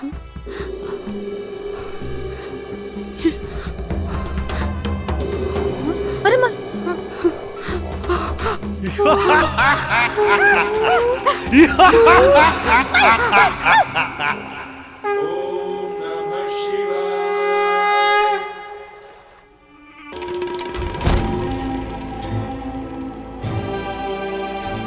दरवाजा खोली, दरवाजा खोली, दरवाजा खोली, दरवाजा खोली, दरवाजा खोली।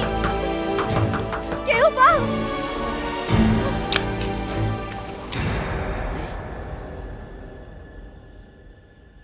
दरवाजा के खुल्लस। हाँ?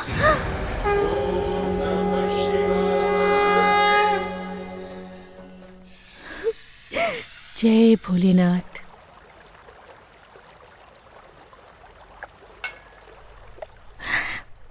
जय भोलेनाथ।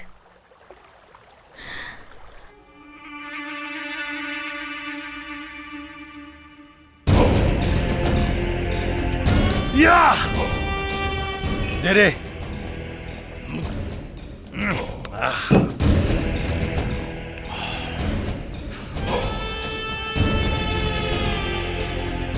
आज का डील बड़े मस्त भइल बा।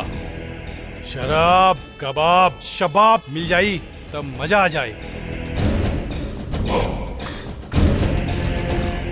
अरे गंगा लागत हुआ हम पे भगवान बहुत मेहरबान हुआ।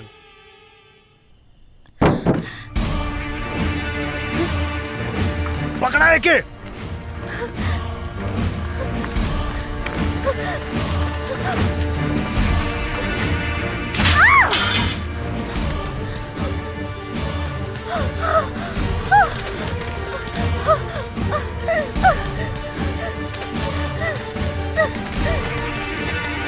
तू हर जा, तू हर जा, तू हर देख। आज गंगा बचे के न चाहिए कौनो हालत में। आज छोड़ब ना। हे भोले बाबा हमार मदद करी, हमार मदद करी भोले बाबा। का भाई मिलल की नहीं रे?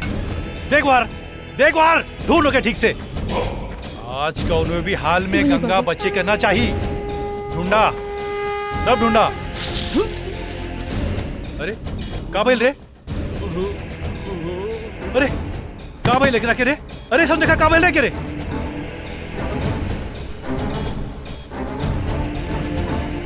अरे बाप रे, ये सांप कहाँ से आ गए ले? अरे भागा भागा भागा यहाँ से।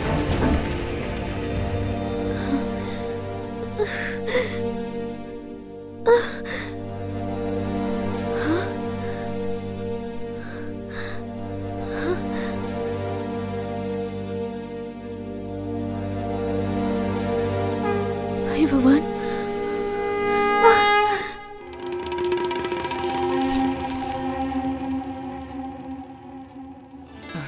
अरे दीदी, माई गोड़ लगाता राहे दा गोड़ धरे के 2 दिन खातिर बोल के गइल रहला और 10 दिन के बाद आवत बाड़ा। तुम्हारी मनमानी की वजह से ना हमनी के नाक कट गई। पूछा ही महारानी से कि रात के कहाँ जाले मुंह काला करे। भगवान के नाम के आड़े में पता नहीं केकरा से मिले जाले। गंगा, माई का कहतिया? का ई सही बात बा? देखी, हमरा पर विश्वास करी। सौगन भोलेनाथ की हम कोनो गलत काम नहीं करत हई, पर सही समय आइला पर बताई।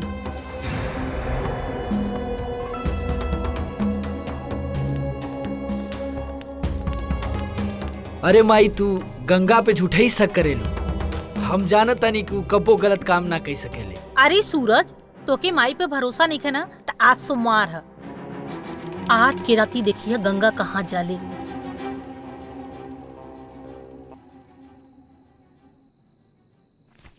हाँ?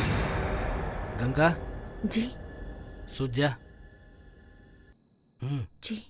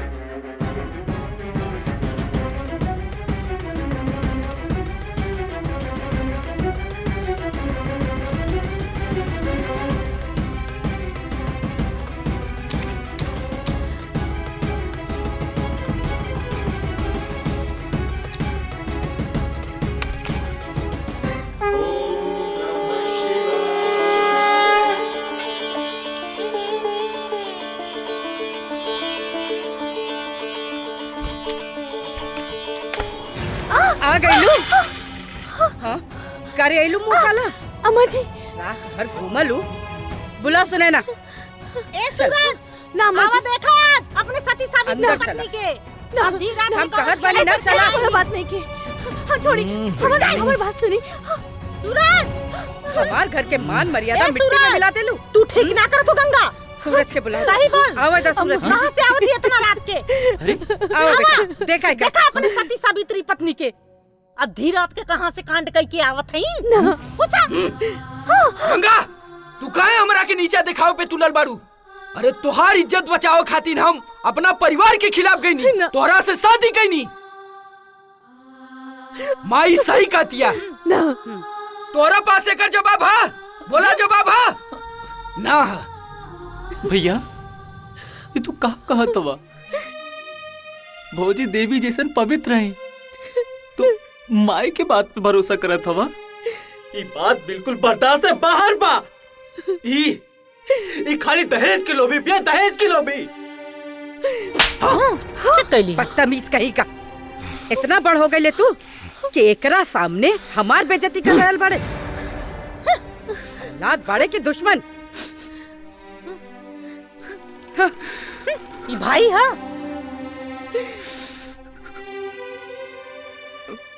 बबुआ, हमरा वजह से तोरा के थप्पड़ पड़ल। हमरा के माफ कर दो, हमरा के माफ कर दो। ना बूझी, हम जानती तोहार मन कितना पवित्र बा।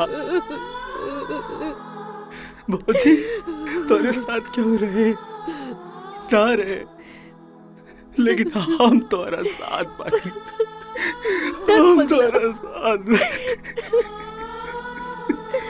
पागल कहीं के।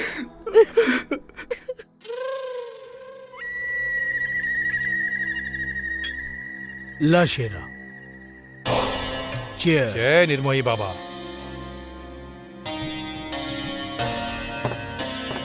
शेरा, आज बेलकुंडा से माल की डिलीवरी लेवे के है, तो अपन 3-4 आदमी जाके लेके आवा। बाबा को बात कही, बोला घबराए की जरूरत ना बा, हम अकेले जाई। बाग पगला, तोरा से एगो औरत तो उठवले ना बना था के तोरा पे विश्वास करी।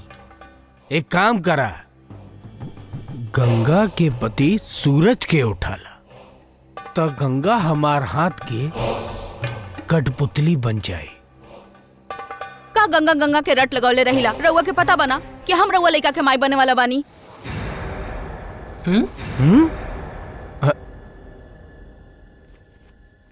का? फिर से बोला, फिर से बोला। हम रउआ लइका के माई बने वाला बानी। कहाँ कहाँ जाके मुंह मरली पिया और हमरा पे इल्जाम लगावतिया। कोना गटर से तो के उठवले हैं, पता बना गुजात। चल जो।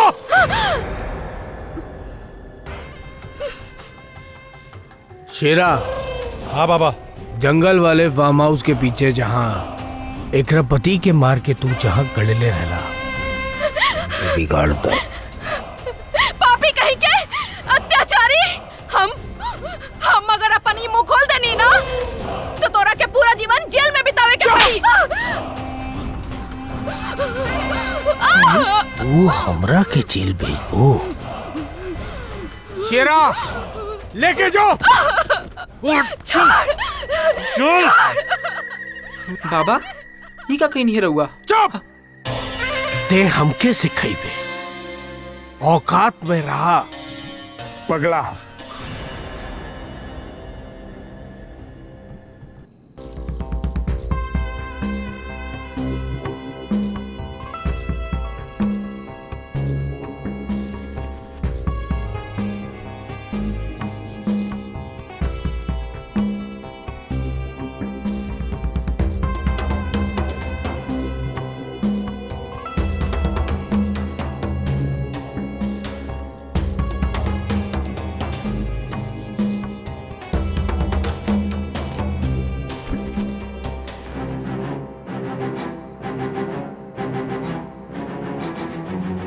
आज आखिरी सोमवार है, आज हमार व्रत पूरा हो जाए, ओकर बाद हम इनका के सब कुछ बता दें।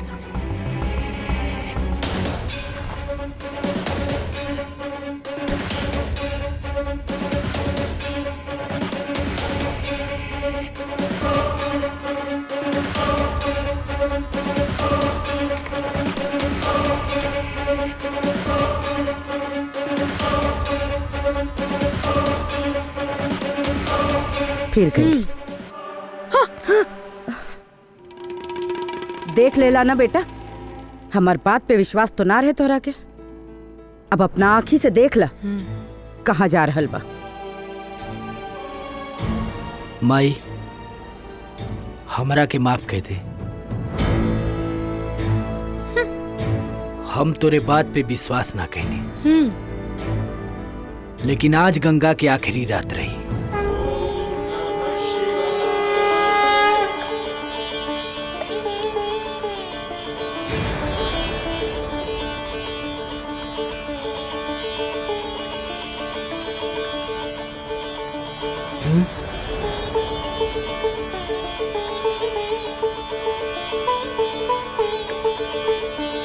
हे भोलेनाथ, आज हमार व्रत के दिन पूरा भइल। हमरा विश्वास बा कि राउर महिमा से हमार सारा दुख दूर हो जाए। जय भोलेनाथ। देखा अपने सती सावित्री पत्नी के अधी रात के कहां से कांड कई के आवत हई। काहे हमरा के नीचे दिखाओ पे तुलल बारू, तोरा पास एकर जवाब हा।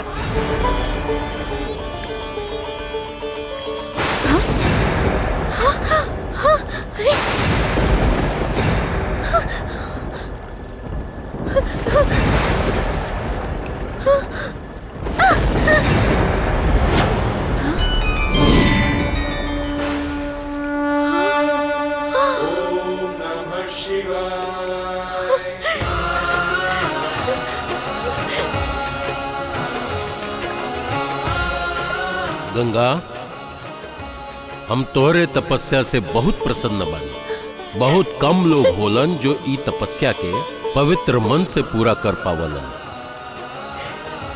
बोला गंगा, तो के का चाहिए? आपके दर्शन हो गए, हमारा जीवन धन्य हो गई। अब हमके कुछ ना चाहिए, कुछ ना। फिर भी बेटी गंगा, तू कुछ और मांगला हमरा से। हे प्रभु, हमारे आसपास के गरीब लाचार लोग के आपके 12 ज्योतिर्लिंग के दर्शन ना हो पावेला। भोलेनाथ, हम चाहते हैं कि आप अपन 12 ज्योतिर्लिंग के रूप में हमारे गांव में वास करी। बस। तथास्तु। पर भोलेनाथ, हमके कैसे पता चली कि आपके स्थान कहाँ बा? गंगा, हम तोरे गांव में नाग के रूप में तोरे गाय का दूध के स्तनपान करो। बस वही जगह हमार 12 ज्योतिर्लिंग कहूं। हे भोलेनाथ।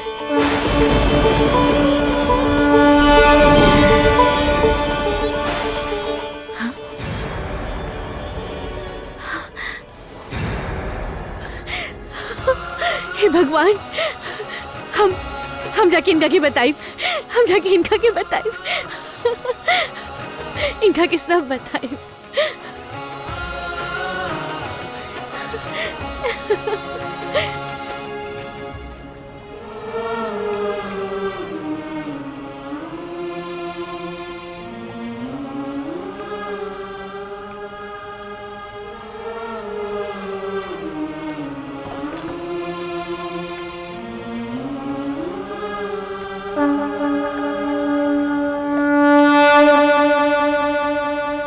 हे भोलेनाथ, हमरा के माफ कर दी।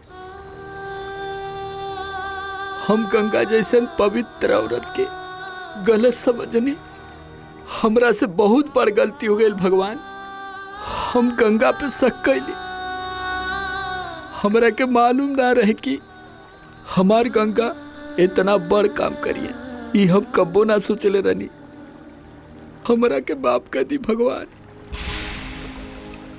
सूरज बहुत गुस्सा में गईल रहे। जब तक ओकरा के देख न ले, हमरा के चैन न मिली। अरे माई, तू चिंता मत कर। अब तक तो गंगा का गंगा में विसर्जन हो गई हुई। ऐसन हो जात तो अच्छा रहे, पर हमार सूरज के तो आ जाए चाहिए। हाँ। ए जी, हाँ सुनी। अम्मा जी, ये कहाँ बड़े? बोली ना। सूरज कहाँ हमार? हाँ? हमार सूरज कहाँ? हाँ? अम्मा जी, वो अपना कमरा में नहीं का? हाँ? सूरज तोरे पीछे गई रहे। का? कहाँ सूरज हमार?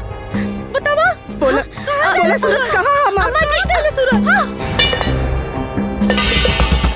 हमरा के नहीं पता।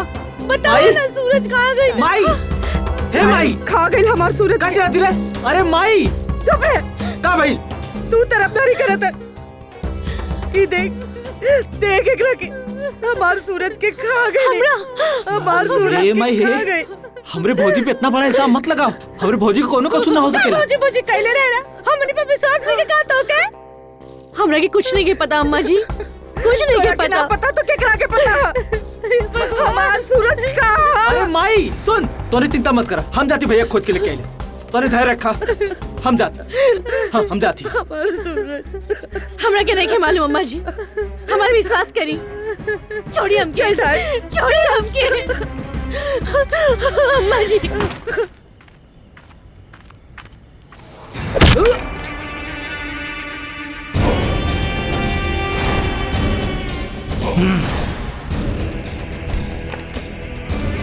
चल अंदर।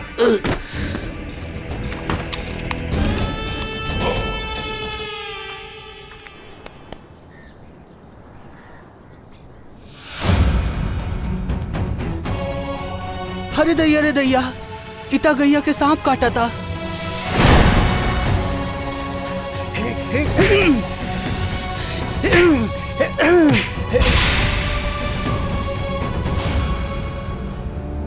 अरे ये कहाँ गायब हो गई? दरवाजा खोली, दरवाजा खोली। भौजी, दरवाजा खोली। ये तो भौजी की आवाज लगा था। भौजी, श्याम, खोली दरवाजा। भौजी तू अंदर कैसे बंद हो गई? भौजी रुका, परेशान मत होगा, हम खोला थी, रुका। हाँ, खोला। श्याम, का भेल भौजी? तू भीतर कैसे बंद हो गई? वो सब छोड़ो, भैया के कुछ पता चला?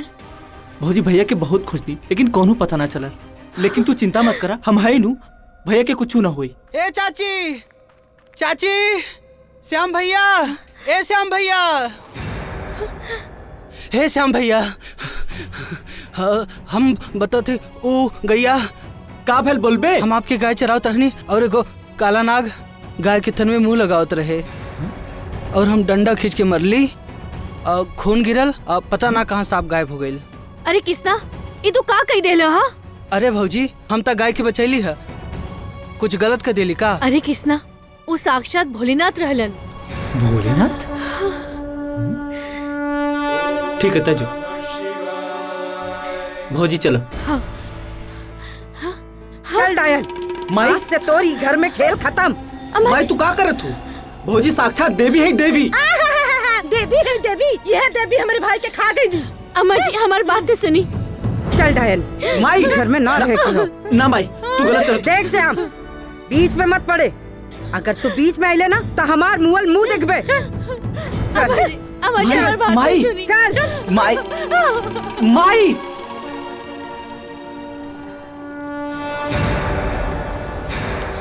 पंचो, आज के पंचायत के विषय ई बा कि माया देवी अपने बहू पर इल्जाम लगौले हई कि गंगा अपने यार के साथ मिल के सूरज बबुआ के खून करौले बड़ी।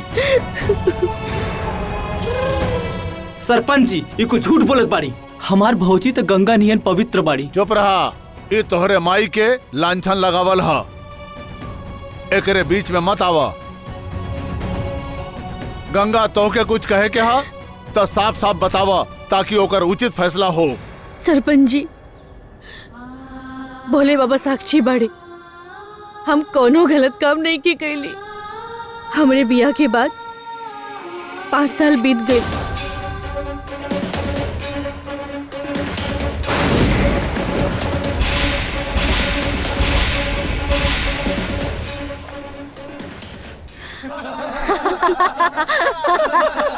भौजी सच बोलत बाड़ी। हम सच बोल रहल बानी, हमार विश्वास करी। सरपंच जी, हम खुद साक्षात भगवान हैं, ई कबो ना हो सकेला अपने के बचावे खातिर। चुप पाखंडी, एक शब्द मत बोली हो। तो औकात हमके पता बा, धर्म के नाम पे अधर्म फैलावे वाला ढोंगी। गंगा, तोहार बोले के अधिकार नहीं बा, सच सच बतावा अपना विषय में। बता देनी, अब केहू विश्वास नहीं करत तो का करी? देखा लोगन, ये हमरा पे झूठा इल्जाम लगावती है, अब तू लोग बतावा। अरे हम तोहनी लोग के कितना भला कैली की ना? हाँ हाँ बाबा कैली ना। शांत रहा, शांत रहा। अब कहा बोली जबकि विश्वास नहीं करत, हम सच बोल रहल बानी। पंचो, तोहर लोगन के कुछ कहे के बा? सरपंच जी, हमरा भौजी के एक मौका दे दी। ये तो अलगे है। पंचायती नतीजा पर पहुंचल बा, अगर गंगा के बात गलत होई तो ओके कड़ी से कड़ी सजा दिहल जाई। सरपंच जी, ये झूठी है, ये डायन है, और डायन के एक ही सजा होला, जिंदा जला दिहल जाए। जला दिहल जाएगी ना? ना।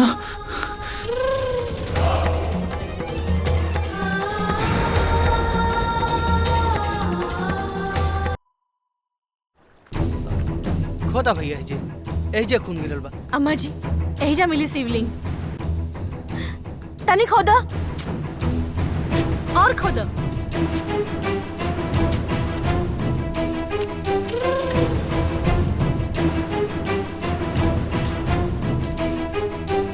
और खोदा। ए मालिक, इतना खुदाई हो गई, कुछ ना मिलल। अम्मा जी, हमरा पूरा यकीन बा शिवलिंग यही जा मिली। तनिक और अंदर तक खोदा। देख लेनी तुम्हारी यकीन। कहाँ है तुम्हार शिवलिंग? आज सारा झूठ तुम्हार सामने आ गई।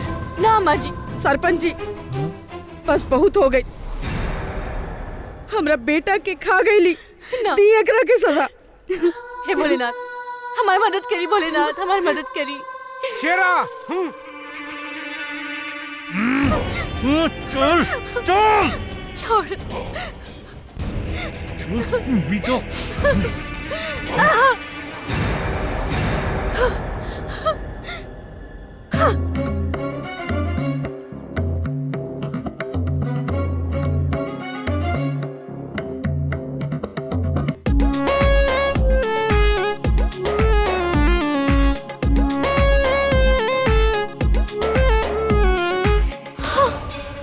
भाऊजी,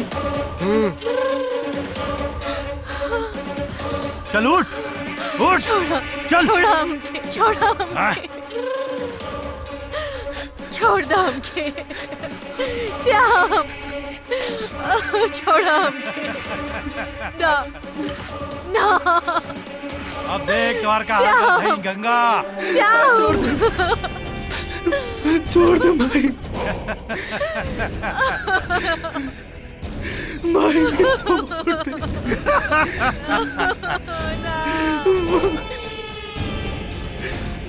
बचाओ। बहुत भोले भोले बाबा करे लियो ना, जो तेरे भोले बाबा के पास।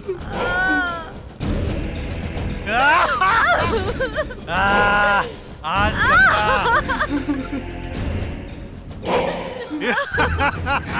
श्याम चला। बचावा।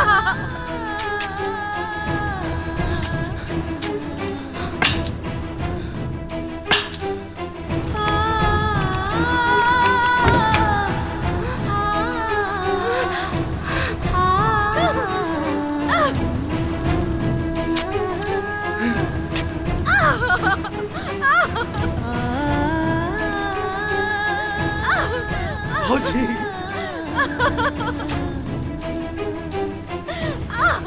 भाऊजी,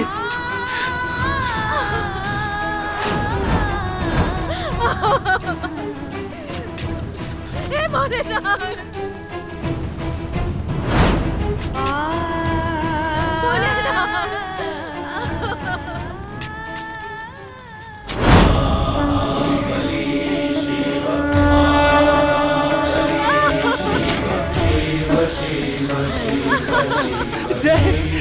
जय भोलेनाथ की, जय भोलेनाथ की, जय भोलेनाथ की,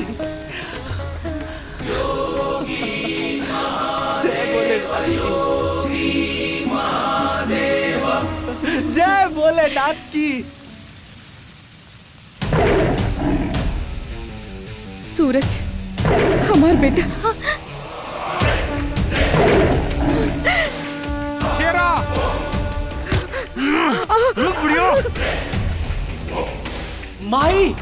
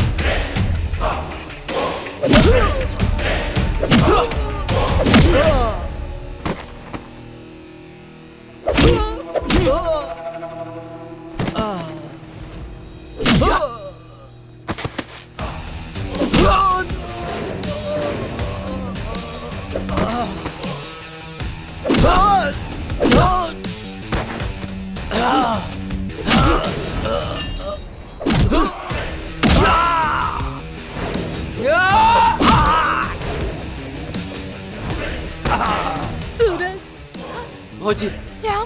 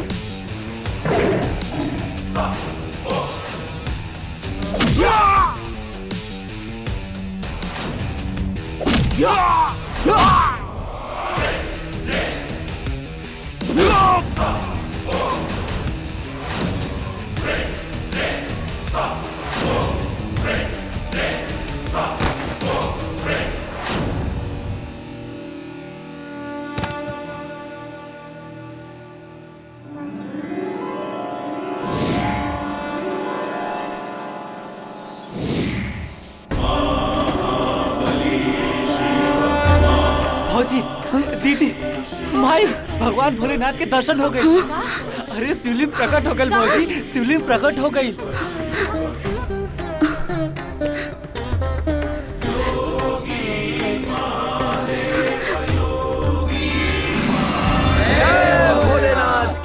देख लो माई, भोलेनाथ। हम कहत रहनी ना, हमार भौजी गंगा नियन पवित्र भाड़ी।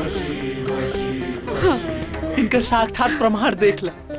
भगवान भोलेनाथ के दर्शन हो गए हमरा भौजी के वजह से। जय भोलेनाथ। हर हर महादेव।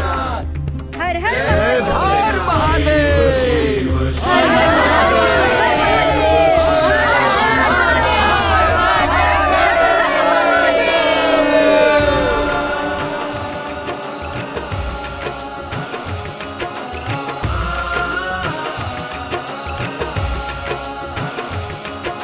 सूरज, सूरज बेटा, सूरज, गंगा बहू,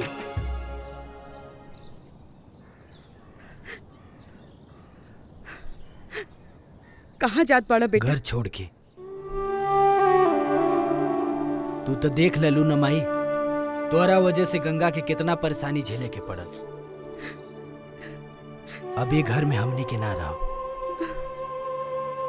काहे से कि तोहरा के हमनी से प्यार नहीं खे, तोहरा के पैसा से प्यार बा।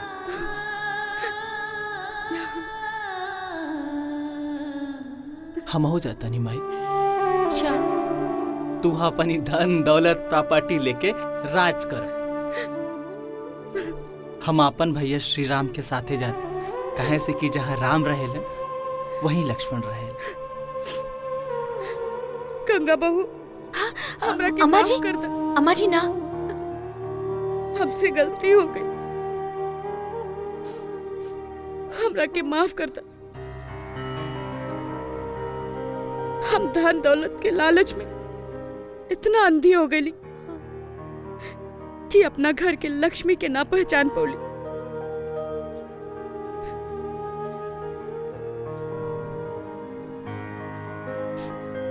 आज समझ में आई असली धन दौलत त अपन परिवार हो खेला। हमरा के माफ कर दे और घर छोड़ के मत जा,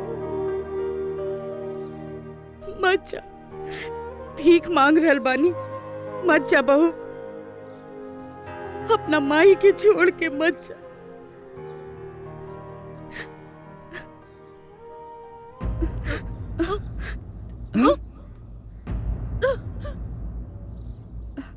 का भइल बहू? पता ना, मन बहुत मिचल रहा बा। माई खुशखबरी, हम बुआ बने वाला है और तू दादी। और हम चाचा। जय भोलेनाथ। चुप चुप जिया तू। जागे जागे भोलेनाथ अंजोर हो गए।